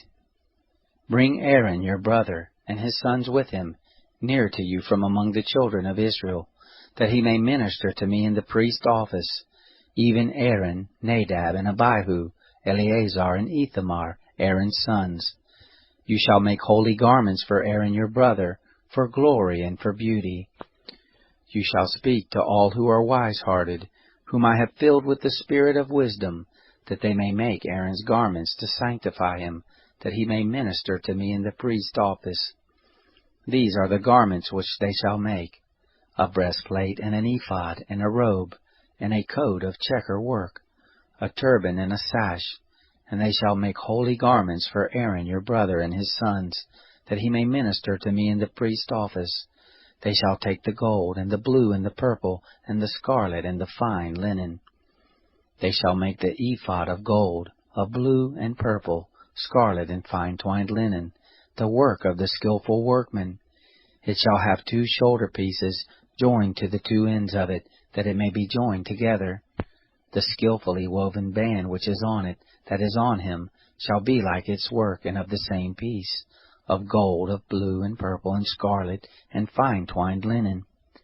You shall take 2 onyx stones, and engrave on them the names of the children of Israel, 6 of their names on the one stone, and the names of the 6 that remain on the other stone, in the order of their birth. With the work of an engraver in stone, like the engravings of a signet, shall you engrave the 2 stones. According to the names of the children of Israel you shall make them, to be enclosed in the settings of gold. You shall put the 2 stones on the shoulder pieces of the ephod, to be stone memorial for the children of Israel, and Aaron shall bear their names before the Lord on his 2 shoulders for a memorial. You shall make settings of gold, and 2 chains of pure gold. You shall make them like cords, of braided work, and you shall put the braided chains on the settings. You shall make a breastplate of judgment, the work of the skillful workman. Like the work of the ephod you shall make it of gold, of blue, and purple, and scarlet, and fine twined linen shall you make it. It shall be square and folded double. A span shall be its length, and a span its breadth. You shall set in its settings of stones, 4 rows of stones. A row of ruby, topaz, and beryl shall be the first row, and the second row a turquoise, a sapphire, and an emerald, and the third row a jacinth, an agate, and an amethyst, and the 4th row a chrysolite, an onyx, and a jasper. They shall be enclosed in gold in their settings. The stones shall be according to the names of the children of Israel, 12 according to their names, like the engravings of a signet, every one according to his name. They shall be for the 12 tribes. You shall make on the breastplate chains like cords of braided work of pure gold. You shall make on the breastplate 2 rings of gold, and shall put the 2 rings on the 2 ends of the breastplate. You shall put the 2 braided chains of gold in the 2 rings at the ends of the breastplate. The other 2 ends of the 2 braided chains you shall put on the 2 settings, and put them on the shoulder pieces of the ephod in the forepart of it. You shall make 2 rings of gold, and you shall put them on the 2 ends of the breastplate on its edge, which is toward the side of the ephod inward. You shall make 2 rings of gold, and shall put them on the 2 shoulder pieces of the ephod underneath, in the forepart of it, close by the coupling of it, above the skillfully woven band of the ephod. They shall bind the breastplate by the rings of it to the rings of the ephod with a lace of blue, that it may be on the skillfully woven band of the ephod, and that the breastplate may not swing out from the ephod. Aaron shall bear the names of the children of Israel in the breastplate of judgment on his heart, when he goes into the holy place for a memorial before the Lord continually. You shall put in the breastplate of judgment the Urim and the Thummim, and they shall be on Aaron's heart when he goes in before the Lord, and Aaron shall bear the judgment of the children of Israel on his heart before the Lord continually. You shall make the robe of the ephod all of blue. It shall have a hole for the head in the midst of it. It shall have a binding of woven work round about the whole of it, as it were the whole of a coat of mail, that it be not torn. On its hem you shall make pomegranates of blue, and of purple, and of scarlet around its hem, and bells of gold between them round about, a golden bell and a pomegranate, a golden bell and a pomegranate, on the hem of the robe round about. It shall be on Aaron to minister, and the sound of it shall be heard when he goes into the holy place before the Lord, and when he comes out, that he not die. You shall make a plate of pure gold, and engrave on it, like the engravings of a signet, holy to the Lord. You shall put it on a lace of blue, and it shall be on the sash. On the front of the sash it shall be. It shall be on Aaron's forehead, and Aaron shall bear the iniquity of the holy things, which the children of Israel shall make holy in all their holy gifts. And it shall be always on his forehead, that they may be accepted before the Lord. You shall weave the coat in checker work of fine linen, and you shall make a turban of fine linen, and you shall make a sash, the work of the embroiderer. You shall make coats for Aaron's sons, and you shall make sashes for them, and headbands shall you make for them, for glory and for beauty.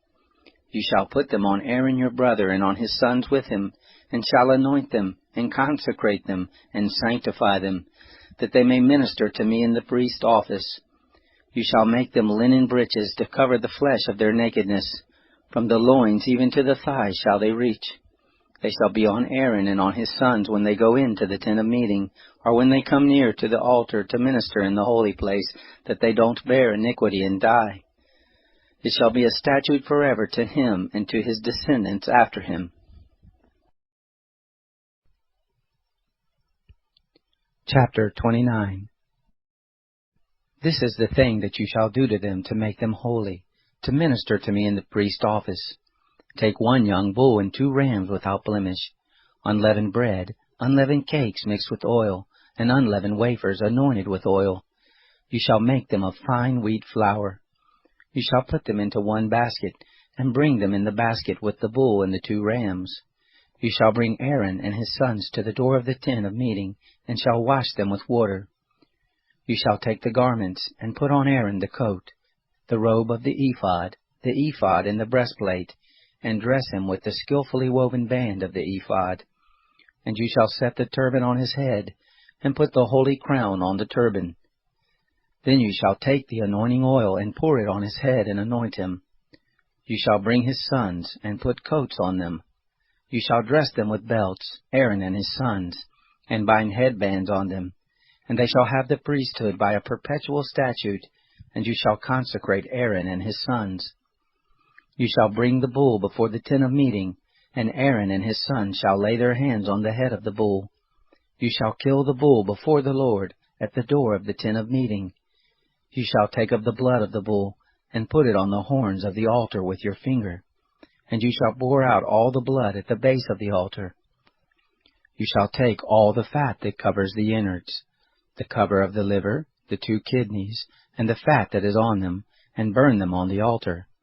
But the flesh of the bull and its skin and its dung you shall burn with fire outside of the camp. It is a sin offering. You shall also take the 1 ram, and Aaron and his sons shall lay their hands on the head of the ram. You shall kill the ram, and you shall take its blood, and sprinkle it around the altar. You shall cut the ram into its pieces, and wash its innards, and its legs, and put them with its pieces and with its head. You shall burn the whole ram on the altar. It is a burnt offering to the Lord. It is a sweet savor, an offering made by fire to the Lord. You shall take the other ram, and Aaron and his sons shall lay their hands on the head of the ram. Then you shall kill the ram, and take some of its blood, and put it on the tip of the right ear of Aaron, and on the tip of the right ear of his sons, and on the thumb of their right hand, and on the big toe of their right foot, and sprinkle the blood on the altar round about. You shall take of the blood that is on the altar, and of the anointing oil, and sprinkle it on Aaron, and on his garments, and on his sons, and on the garments of his sons with him. And he shall be made holy, and his garments, and his sons' garments with him. Also you shall take some of the ram's fat, the fat tail, the fat that covers the innards, the cover of the liver, the 2 kidneys, the fat that is on them, and the right thigh, for it is a ram of consecration, and 1 loaf of bread, 1 cake of oiled bread, and 1 wafer out of the basket of unleavened bread that is before the Lord.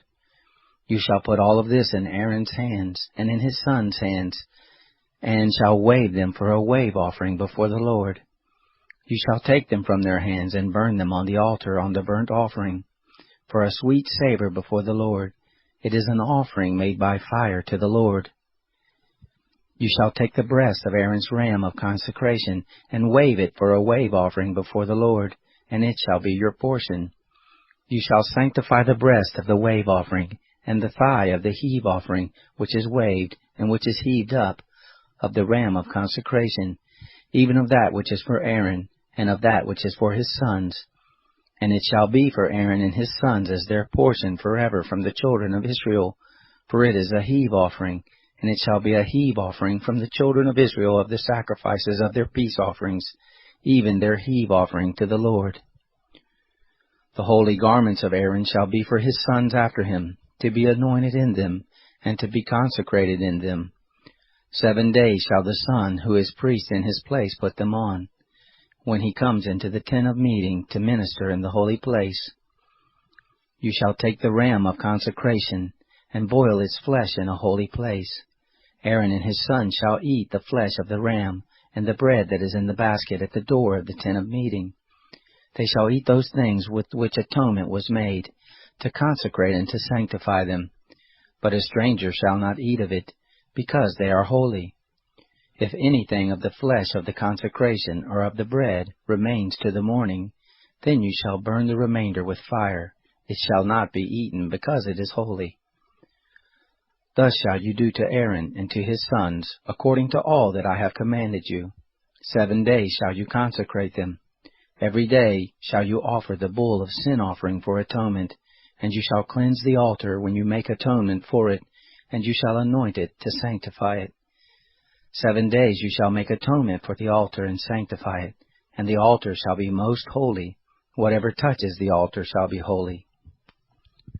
Now this is that which you shall offer on the altar: 2 lambs, a year old, day by day continually. The one lamb you shall offer in the morning, and the other lamb you shall offer at evening. And with the one lamb 1/10 part of an ephah of fine flour, mixed with the 4th part of a hin of beaten oil, and the 4th part of a hin of wine for a drink offering. The other lamb you shall offer at evening, and shall do to it according to the meal offering of the morning, and according to its drink offering, for a sweet savor, an offering made by fire to the Lord. It shall be a continual burnt offering throughout your generations at the door of the tent of meeting before the Lord, where I will meet with you, to speak there to you. There I will meet with the children of Israel, and the place shall be sanctified by my glory. I will sanctify the tent of meeting and the altar. Aaron also and his sons I will sanctify, to minister to me in the priest's office. I will dwell among the children of Israel, and will be their God. They shall know that I am the Lord their God, who brought them forth out of the land of Egypt, that I might dwell among them. I am the Lord their God. Chapter 30. You shall make an altar to burn incense on. You shall make it of acacia wood. Its length shall be a cubit, and its breadth a cubit. It shall be square, and its height shall be 2 cubits. Its horn shall be of one piece with it. You shall overlay it with pure gold, the top of it, the sides of it round it, and its horns. And you shall make a gold molding around it. You shall make 2 golden rings for it under its molding, on its 2 ribs. On its 2 sides you shall make them, and they shall be for places for poles with which to bear it. You shall make the poles of acacia wood and overlay them with gold. You shall put it before the veil that is by the ark of the testimony, before the mercy seat that is over the testimony, where I will meet with you. Aaron shall burn incense of sweet spices on it every morning. When he tends the lamps, he shall burn it. When Aaron lights the lamps at evening, he shall burn it, a perpetual incense before the Lord throughout your generations. You shall offer no strange incense on it, nor burnt offering, nor meal offering, and you shall pour no drink offering on it. Aaron shall make atonement on its horns once in the year, with the blood of the sin offering of atonement. Once in the year he shall make atonement for it throughout your generations. It is most holy to the Lord. The Lord spoke to Moses, saying, When you take a census of the children of Israel, according to those who are numbered among them, then each man shall give a ransom for his soul to the Lord, when you number him, that there be no plague among them when you number them. They shall give this: every one who passes over to those who are numbered, half a shekel after the shekel of the sanctuary. The shekel is 20 gerahs. Half a shekel for an offering to the Lord. Every one who passes over to those who are numbered, from 20 years old and upward, shall give the offering to the Lord. The rich shall not give more, and the poor shall not give less than the half shekel, when they give the offering of the Lord, to make atonement for your souls. You shall take the atonement money from the children of Israel, and shall appoint it for the service of the tent of meeting, that it may be a memorial for the children of Israel before the Lord, to make atonement for your souls. The Lord spoke to Moses, saying, You shall also make a basin of brass, and the base of it of brass, in which to wash. You shall put it between the tent of meeting and the altar, and you shall put water in it. Aaron and his sons shall wash their hands and their feet in it. When they go into the tent of meeting, they shall wash with water, that they not die, or when they come near to the altar to minister, to burn an offering made by fire to the Lord. So they shall wash their hands and their feet, that they not die. It shall be a statute forever to them, even to him and to his descendants throughout their generations. Moreover, the Lord spoke to Moses, saying, Also take fine spices, of liquid myrrh, 500 shekels, and of fragrant cinnamon half as much, even 250, and of fragrant cane 250, and of cassia 500, after the shekel of the sanctuary, and a hin of olive oil. You shall make it a holy anointing oil, a perfume, compounded after the art of the perfumer. It shall be a holy anointing oil. You shall use it to anoint the tent of meeting, the ark of the testimony, the table and all its articles, the lampstand and its accessories, the altar of incense, the altar of burnt offerings with all its utensils, and the basin with its base. You shall sanctify them, that they may be most holy. Whatever touches them shall be holy. You shall anoint Aaron and his sons, and sanctify them, that they may minister to me in the priest office. You shall speak to the children of Israel, saying, This shall be a holy anointing oil to me throughout your generations. It shall not be poured on man's flesh, neither shall you make any like it, according to its composition. It is holy. It shall be holy to you. Whoever compounds any like it, or whoever puts any of it on a stranger, he shall be cut off from his people. The Lord said to Moses, Take to yourself sweet spices, gum resin, and onycha, and galbanum, sweet spices with pure frankincense.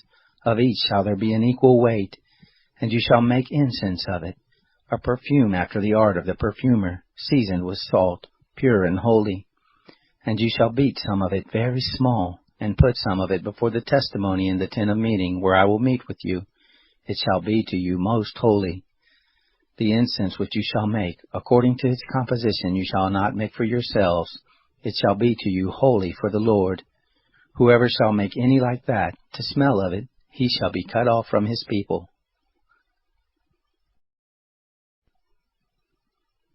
Chapter 31.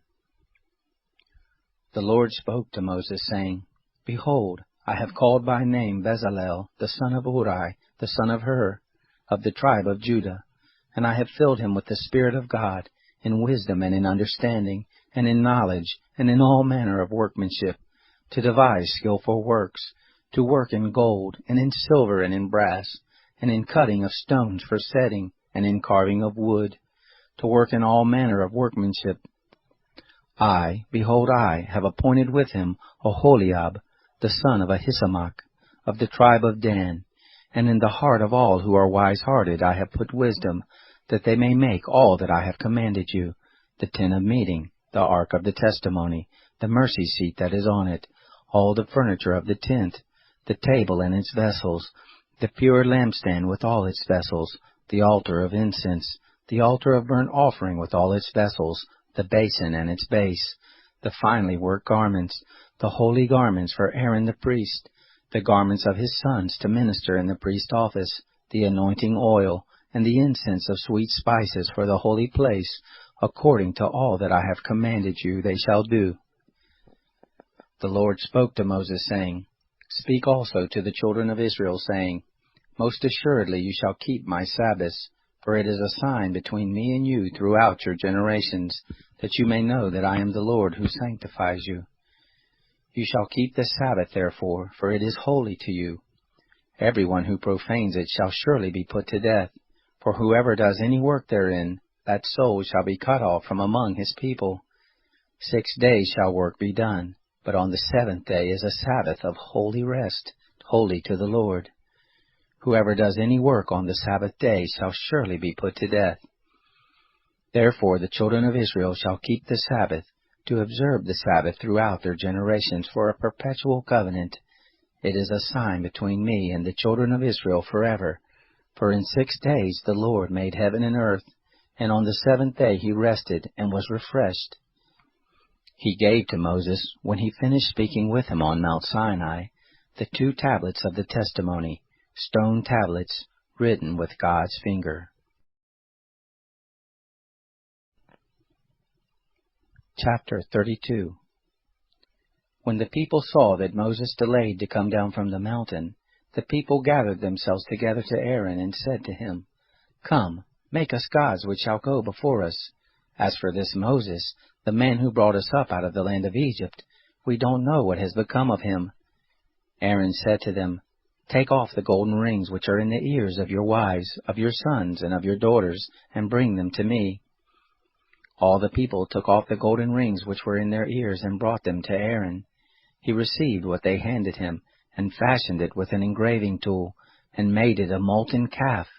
And they said, These are your gods, Israel, which brought you up out of the land of Egypt. When Aaron saw this, he built an altar before it, and Aaron made a proclamation and said, Tomorrow shall be a feast to the Lord.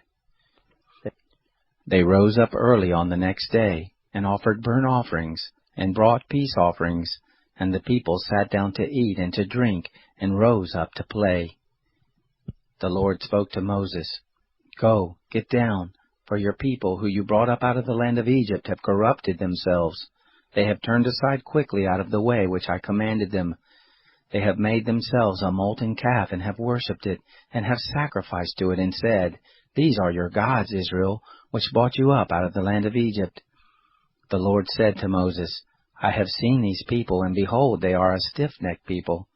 Now therefore leave me alone, that my wrath may burn hot against them, and that I may consume them, and I will make of you a great nation.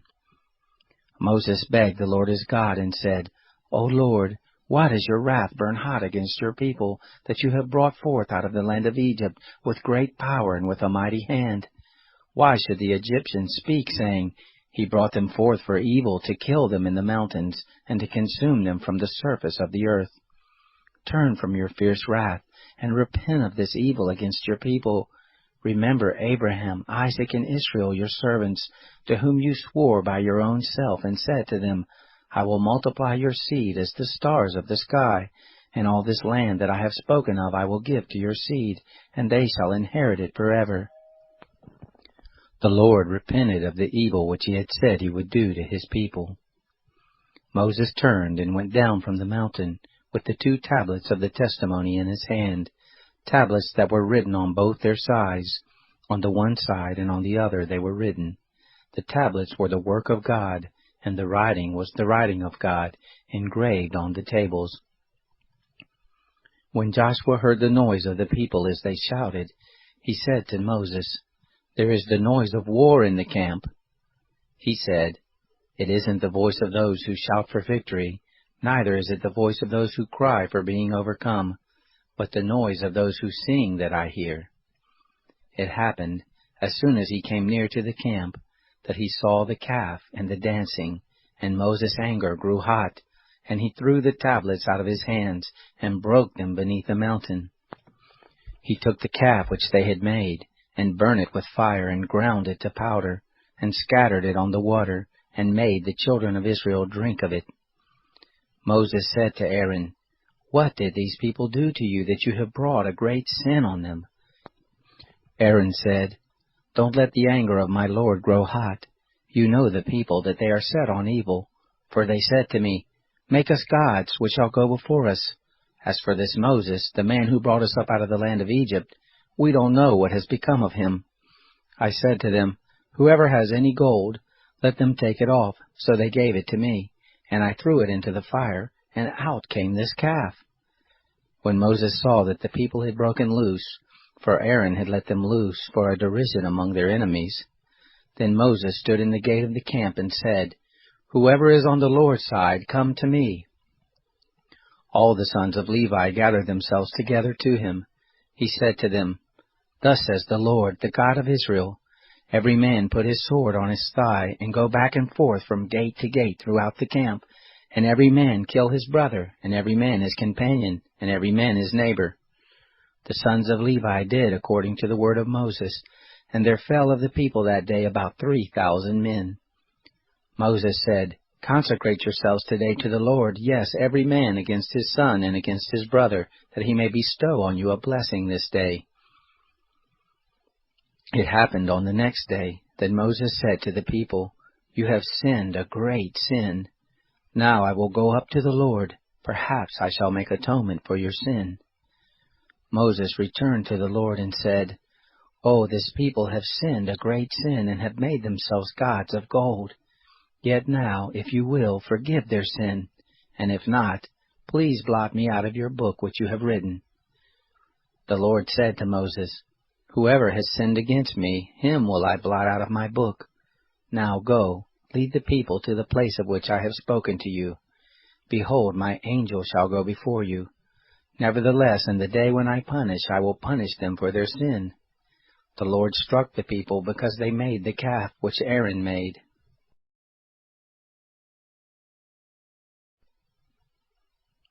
Chapter 33.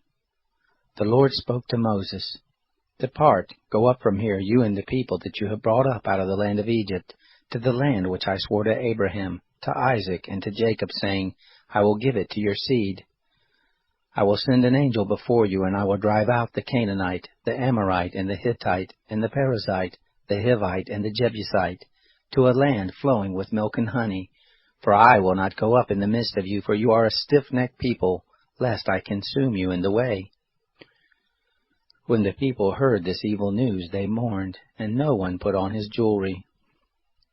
The Lord said to Moses, "Tell the children of Israel, you are a stiff-necked people. If I were to go up into your midst for one moment, I would consume you. Therefore now take off your jewelry from you, that I may know what to do with you." The children of Israel stripped themselves of their jewelry from Mount Horeb onward. Now Moses used to take the tent and to pitch it outside the camp, far away from the camp, and he called it the tent of meeting. It happened that everyone who sought the Lord went out to the tent of meeting, which was outside the camp. It happened that when Moses went out to the tent, that all the people rose up and stood, everyone at their tent door, and watched Moses until he had gone into the tent. It happened when Moses entered into the tent, that the pillar of cloud descended, stood at the door of the tent, and spoke with Moses. All the people saw the pillar of cloud stand at the door of the tent, and all the people rose up and worshipped, everyone at their tent door. The Lord spoke to Moses face to face, as a man speaks to his friend. He turned again into the camp, but his servant Joshua, the son of Nun, a young man, didn't depart out of the tent. Moses said to the Lord, Behold, you tell me, bring up this people, and you haven't let me know whom you will send with me. Yet you have said, I know you by name, and you have also found favor in my sight. Now therefore, if I have found favor in your sight, please show me now your ways, that I may know you, so that I may find favor in your sight, and consider that this nation is your people. He said, My presence will go with you, and I will give you rest. He said to him, If your presence doesn't go with me, don't carry us up from here. For how would people know that I have found favor in your sight, I and your people?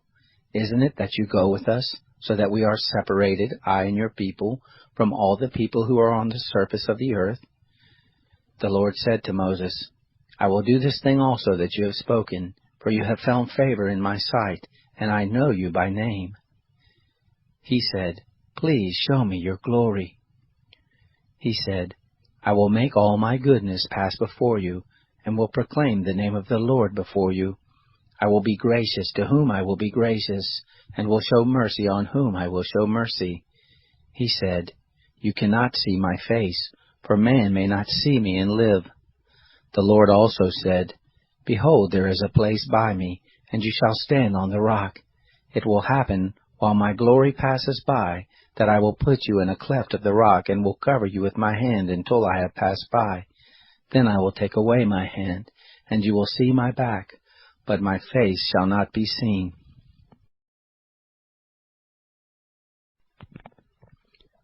Chapter 34.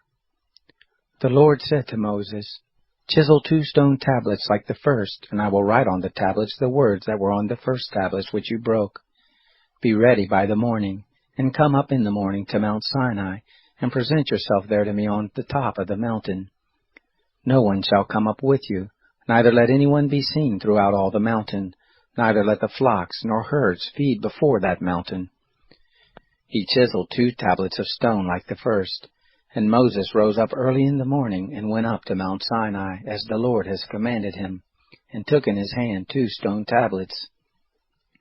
The Lord descended in the cloud, and stood with him there, and proclaimed the name of the Lord. The Lord passed by before him, and proclaimed, The Lord, a merciful and gracious God, slow to anger, and abundant in loving kindness and truth, keeping loving kindness for thousands, forgiving iniquity and disobedience and sin, and that will by no means clear the guilty, visiting the iniquity of the fathers on the children, and on the children's children, on the 3rd and on the 4th generation. Moses hurried and bowed his head toward the earth and worshipped.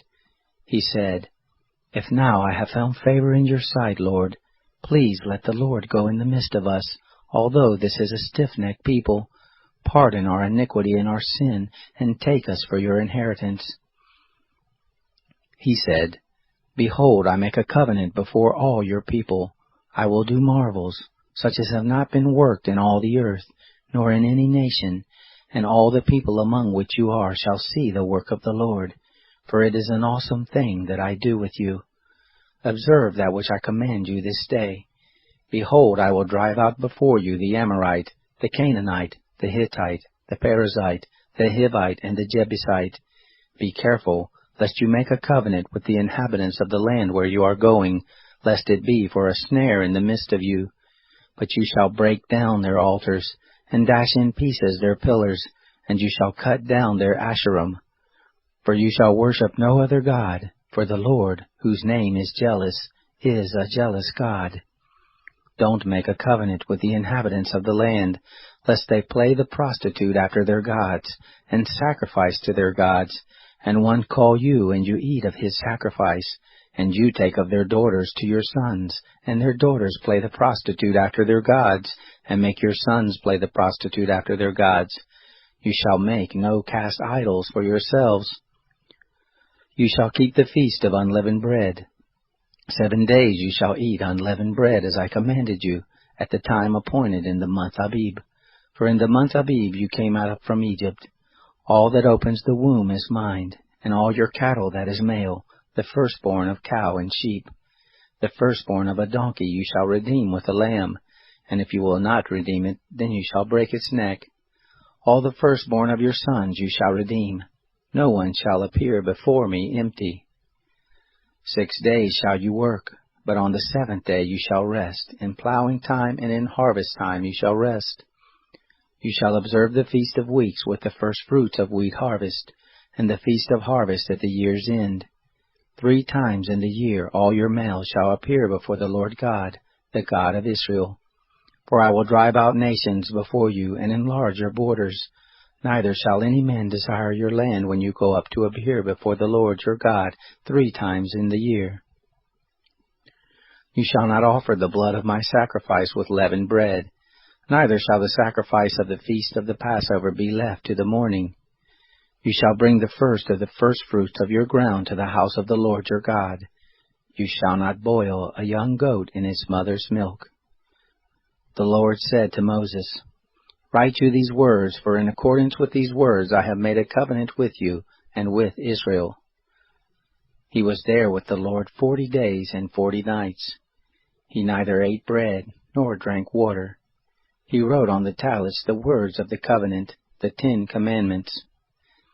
It happened, when Moses came down from Mount Sinai with the 2 tablets of the testimony in Moses' hand, when he came down from the mountain, that Moses didn't know that the skin of his face shone by reason of his speaking with him. When Aaron and all the children of Israel saw Moses, behold, the skin of his face shone, and they were afraid to come near him. Moses called to them, and Aaron and all of the rulers of the congregation returned to him, and Moses spoke to them. Afterward, all the children of Israel came near, and he gave them all of the commandments that the Lord had spoken with him on Mount Sinai. When Moses was done speaking with them, he put a veil on his face. But when Moses went in before the Lord to speak with him, he took the veil off until he came out. And he came out and spoke to the children of Israel that which he was commanded. The children of Israel saw Moses' face, that the skin of Moses' face shone, and Moses put the veil on his face again until he went in to speak with him. Chapter 35. Moses assembled all the congregation of the children of Israel and said to them, These are the words which the Lord has commanded that you should do them. 6 days shall work be done, but on the 7th day there shall be a holy day for you, a Sabbath of solemn rest to the Lord. Whoever does any work in it shall be put to death. You shall kindle no fire throughout your habitations on the Sabbath day. Moses spoke to all the congregation of the children of Israel, saying, This is the thing which the Lord commanded, saying, Take from among you an offering to the Lord. Whoever is of a willing heart, let him bring it, the Lord's offering, gold, silver, brass, blue, purple, scarlet, fine linen, goat's hair, ram skins dyed red, sea-cow hides, acacia wood, oil for the light, spices for the anointing oil and for the sweet incense, onyx stones, and stones to be set for the ephod and for the breastplate. Let every wise-hearted man among you come, and make all that the Lord has commanded, the tent, its outer covering, its roof, its clasp, its boards, its bars, its pillars and its sockets, the ark and its poles, the mercy seat, the veil of the screen, the table with its poles and all its vessels, and the showbread, the lampstand also for the light, with its vessels, its lamps, and the oil for the light, and the altar of incense with its poles, the anointing oil, the sweet incense, the screen for the door at the door of the tent, the altar of burnt offering with its grating of brass, its poles and all its vessels, the basin and its base, the hangings of the court, its pillars, their sockets, and the screen for the gate of the court, the pins of the tent, the pins of the court and their cords, the finely worked garments for ministering in the holy place, the holy garments for Aaron the priest, and the garments of his sons to minister in the priest's office. All the congregation of the children of Israel departed from the presence of Moses. They came, everyone whose heart stirred him up, and everyone whom his spirit made willing, and brought the Lord's offering, for the work of the tent of meeting, and for all of its service, and for the holy garments. They came, both men and women, as many as were willing-hearted, and brought brooches, earrings, signet rings, armlets, all jewels of gold, even every man who offered an offering of gold to the Lord. Everyone with whom was found blue, purple, scarlet, fine linen, goat's hair, ram skins dyed red, and sea-cow hides brought them. Everyone who did offer an offering of silver and brass brought the Lord's offering. And everyone with whom was found acacia wood for any work of the service brought it. All the women who were wise-hearted spun with their hands, and brought that which they had spun, the blue, the purple, the scarlet, and the fine linen. All the women whose hearts stirred them up in wisdom spun the goat's hair. The rulers bought the onyx stones, and the stones to be set, for the ephod and for the breastplate, and the spice, and the oil for the light, for the anointing oil, and for the sweet incense. The children of Israel brought a freewill offering to the Lord, every man and woman whose heart made them willing to bring for all the work which the Lord had commanded to be made by Moses. Moses said to the children of Israel, Behold, the Lord has called by name Bezalel the son of Uri, the son of Hur, of the tribe of Judah. He has filled him with the Spirit of God in wisdom, in understanding, in knowledge, and in all manner of workmanship, and to make skillful works, to work in gold, in silver, in brass, in cutting of stones for setting, and in carving of wood, to work in all kinds of skillful workmanship. He has put in his heart that he may teach, both he and Aholiab the son of Ahisamach, of the tribe of Dan. He has filled them with wisdom of heart, to work all manner of workmanship, of the engraver, of the skillful workman, and of the embroiderer, in blue and purple and scarlet and in fine linen, and of the weaver, even of those who do any workmanship, and of those who make skillful works.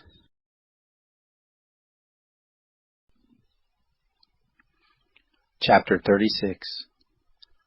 Bezalel and Aholiab shall work with every wise-hearted man, in whom the Lord has put wisdom and understanding to know how to work all the work for the service of the sanctuary, according to all that the Lord has commanded.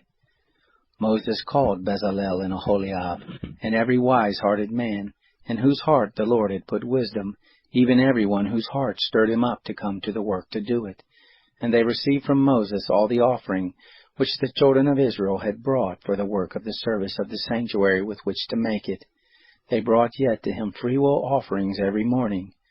All the wise men who performed all the work of the sanctuary, each came from his work which they did. They spoke to Moses, saying, The people bring much more than enough for the service of the work which the Lord commanded to make. Moses gave commandment, and they caused it to be proclaimed throughout the camp, saying, Let neither man nor woman make anything else for the offering of the sanctuary. So the people were restrained from bringing, for the stuff they had was sufficient for all the work to make it, and too much. All the wise-hearted men among those who did the work made the tent with 10 curtains, of fine twined linen, blue, purple, and scarlet, with cherubim, the work of the skillful workmen they made them. The length of each curtain was 28 cubits, and the breadth of each curtain 4 cubits. All the curtains had one measure. He coupled 5 curtains to one another, and the other 5 curtains he coupled one to another. He made loops of blue on the edges of the one curtain from the edge in the coupling. Likewise he made in the edge of the curtain that was outmost in the second coupling. He made 50 loops in the one curtain, and he made 50 loops in the edge of the curtain that was in the second coupling. The loops were opposite one to another. He made 50 clasps of gold, and coupled the curtains one to another with the clasps, so that the tent was a unit. He made curtains of goat's hair for a covering over the tent. He made them 11 curtains. The length of each curtain was 30 cubits, and 4 cubits the breadth of each curtain. The 11 curtains had one measure. He coupled 5 curtains by themselves, and 6 curtains by themselves. He made 50 loops on the edge of the curtain that was outmost in the coupling, and he made 50 loops on the edge of the curtain which was outmost in the second coupling. He made 50 clasps of brass to couple the tent together, that it might be a unit. He made a covering for the tent of ram skins dyed red, and a covering of sea-cow hides above. He made the boards for the tent of acacia wood standing up. 10 cubits was the length of a board, and 1.5 cubits the breadth of each board. Each board had 2 tenons joined one to another. He made all the board of the tent this way. He made the boards for the tent, 20 boards for the south side southward. He made 40 sockets of silver under the 20 boards, 2 sockets under one board for its 2 tenons, and 2 sockets under another board for its 2 tenons. For the second side of the tent on the north side, he made 20 boards, and there 40 sockets of silver, 2 sockets under one board, and 2 sockets under another board. For the far part of the tent westward, he made 6 boards. He made 2 boards for the corners of the tent in the far part. They were double beneath, and in like manner they were all the way to the top of it, to one ring. He did thus to both of them in the 2 corners. There were 8 boards, and their sockets of silver, 16 sockets, under every board 2 sockets. He made bars of acacia wood, 5 for the boards of the one side of the tent, and 5 bars for the boards of the other side of the tent, and 5 bars for the boards of the tent for the hinder part westward. He made the middle bar to pass through in the midst of the boards from the one end to the other. He overlaid the boards with gold, and made their rings of gold for places for the bars, and overlaid the bars with gold. He made the veil of blue, purple, scarlet, and fine twined linen with cherubim. He made it the work of a skillful workman. He made 4 pillars of acacia for it, and overlaid them with gold. Their hooks were of gold. He cast 4 sockets of silver for them. He made a screen for the door of the tent, of blue, purple, scarlet, and fine twined linen, the work of an embroiderer, and the 5 pillars of it with their hooks. He overlaid their capitals and their fillets with gold, and their 5 sockets were of brass.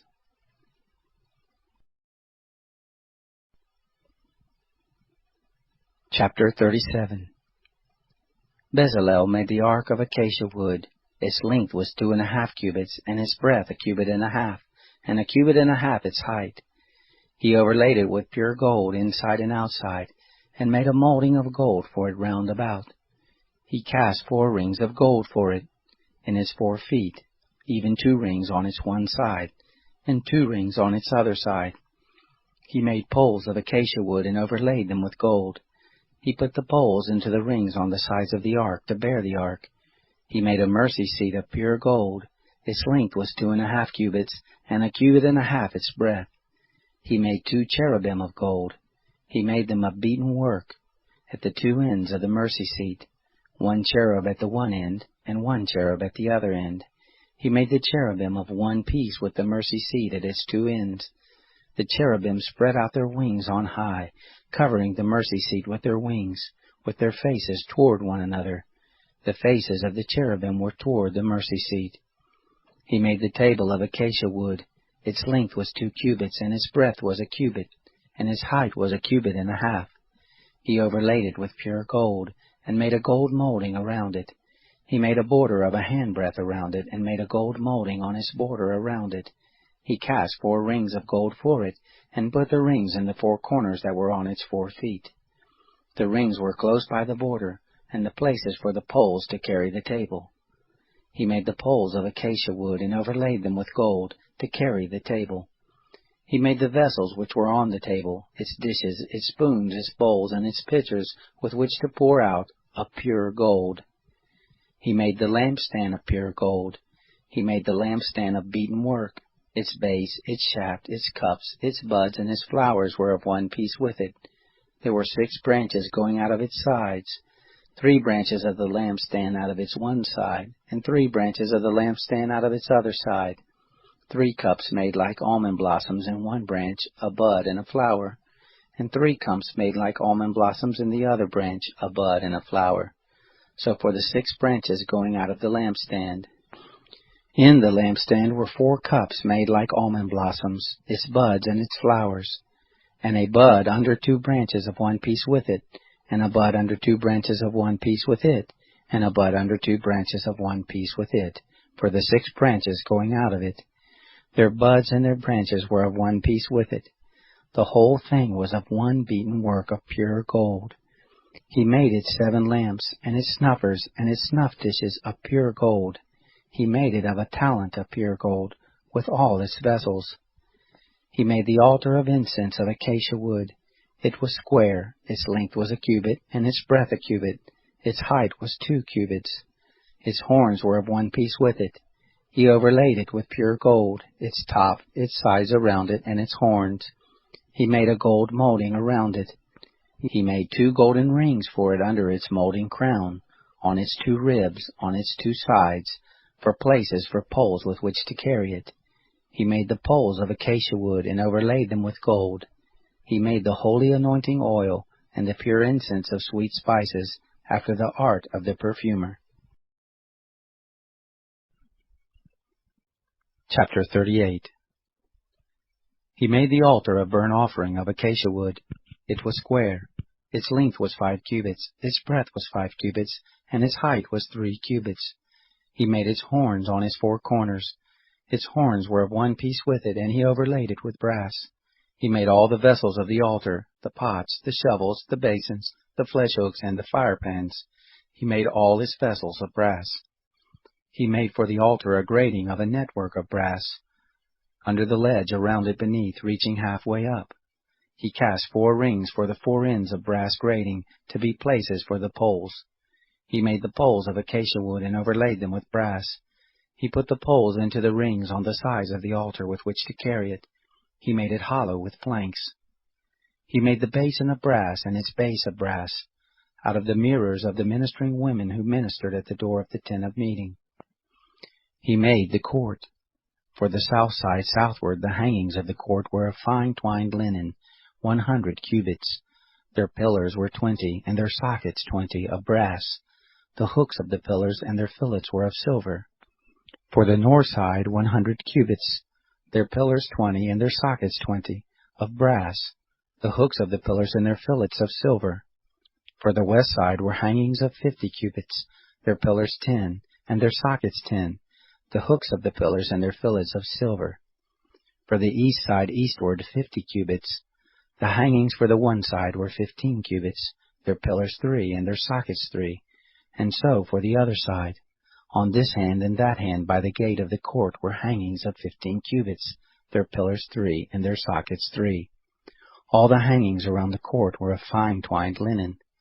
The sockets for the pillars were of brass.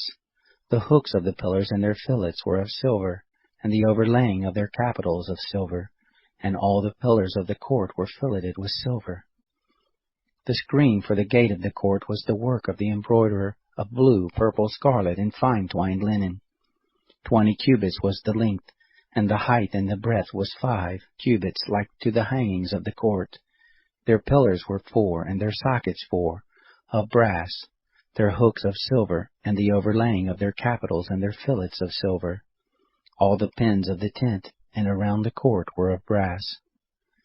This is the amount of material used for the tent, even the tent of the testimony, as they were counted, according to the commandment of Moses, for the service of the Levites, by the hand of Ithamar the son of Aaron the priest. Bezalel the son of Uri the son of Hur of the tribe of Judah made all that the Lord commanded Moses. With him was Aholiab the son of Ahisamach of the tribe of Dan, an engraver, and a skillful workman, and an embroiderer in blue, in purple, in scarlet, and in fine linen. All the gold that was used for the work and all the work of the sanctuary, even the gold of the offering, was 29 talents, and 730 shekels after the shekel of the sanctuary. The silver of those who were numbered of the congregation was 100 talents, and 1,775 shekels after the shekel of the sanctuary. A bekah a head, that is, half a shekel, after the shekel of the sanctuary, for everyone who passed over, to those who were numbered, from 20 years old and upward, for 603,550 men. The 100 talents of silver were for casting the sockets of the sanctuary and the sockets of the veil, 100 sockets for the 100 talents, a talent for a socket. Of the 1,775 shekels he made hooks for the pillars, overlaid their capitals, and made fillets for them. The brass of the offering was 70 talents, and 2,400 shekels. With this he made the sockets to the door of the tent of meeting, the brazen altar, the brazen grating for it, all the vessels of the altar, the sockets around the court, the sockets of the gate of the court, all the pins of the tent, and all the pins around the court.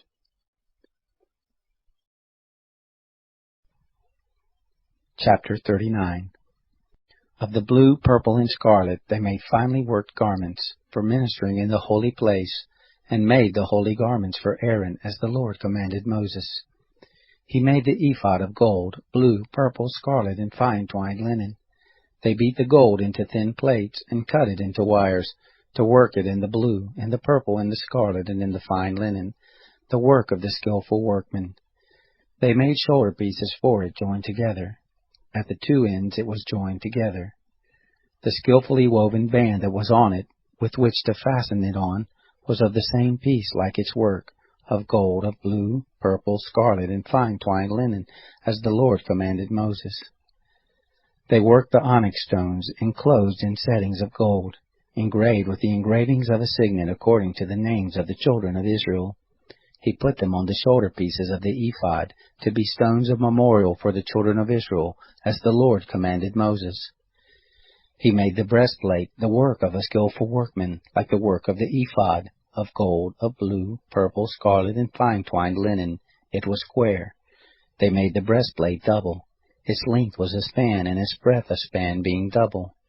They set in it 4 rows of stones. A row of ruby, topaz, and beryl was the first row, and the second row, a turquoise, a sapphire, and an emerald, and the third row, a jacinth, an agate, and an amethyst, and the fourth row, a chrysolite, an onyx, and a jasper. They were enclosed in gold settings. The stones were according to the names of the children of Israel, 12 according to their names, like the engravings of a signet, every one according to his name for the 12 tribes. They made on the breastplate chains like cords of braided work of pure gold. They made 2 settings of gold and 2 gold rings, and put the 2 rings on the 2 ends of the breastplate. They put the 2 braided chains of gold in the 2 rings at the ends of the breastplate. The other 2 ends of the 2 braided chains they put on the 2 settings, and put them on the shoulder pieces of the ephod in the front of it. They made 2 rings of gold, and put them on the 2 ends of the breastplate on the edge of it, which was toward the side of the ephod inward. They made 2 rings of gold, and put them on the 2 shoulder pieces of the ephod underneath, in the front of it, close by its coupling, above the skillfully woven band of the ephod. They bound the breastplate by its rings to the rings of the ephod with a lace of blue, that it might be on the skillfully woven band of the ephod, and that the breastplate might not come loose from the ephod, as the Lord commanded Moses. He made the robe of the ephod of woven work, all of blue. The opening of the robe in the midst of it was like the opening of a coat of mail, with a binding around its opening that it should not be torn. They made on the skirts of the robe pomegranates of blue, purple, scarlet, and twined linen. They made bells of pure gold, and put the bells between the pomegranates around the skirts of the robe between the pomegranates. A bell and a pomegranate, a bell and a pomegranate, around the skirts of the robe to minister in, as the Lord commanded Moses. They made the coats of fine linen of woven work for Aaron and for his sons, and the turban of fine linen, and the linen headbands of fine linen, and the linen breeches of fine twined linen, and the sash of fine twined linen, and blue, and purple, and scarlet, the work of the embroiderer, as the Lord commanded Moses. They made the plate of the holy crown of pure gold, and wrote on it a writing, like the engravings of a signet, Holy to the Lord. They tied to it a lace of blue to fasten it on the turban above, as the Lord commanded Moses. Thus all the work of the tent of meeting was finished. The children of Israel did according to all that the Lord commanded Moses, so they did. They brought the tent to Moses, the tent, with all its furniture, its clasps, its boards, its bars, its pillars, its sockets, the covering of ram skins dyed red, the covering of sea-cow hides, the veil of the screen, the ark of the testimony with its poles, the mercy seat, the table, all its vessels, the showbread, the pure lampstand, its lamps, even the lamps to be set in order, all its vessels, the oil for the light, the golden altar, the anointing oil, the sweet incense, the screen for the door of the tent, the brazen altar, its grating of brass, its poles, all of its vessels, the basin and its base, the hangings of the court, its pillars, its sockets, the screen for the gate of the court, its cords, its pins, all the instruments of the service of the tent for the tent of meeting, the finely worked garments for ministering in the holy place, the holy garments for Aaron the priest, and the garments of his sons to minister in the priest office, according to all that the Lord commanded Moses. So the children of Israel did all the work. Moses saw all the work, and behold, they had done it as the Lord had commanded. Even so had they done it, and Moses blessed them.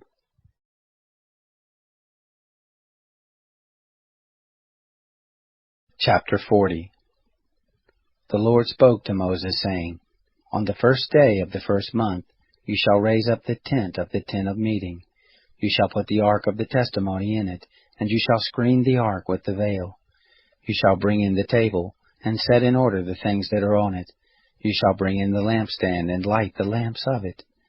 You shall set the golden altar for incense before the ark of the testimony, and put the screen of the door to the tent. You shall set the altar of burnt offering before the door of the tent of meeting. You shall set the basin between the tent of meeting and the altar, and shall put water therein.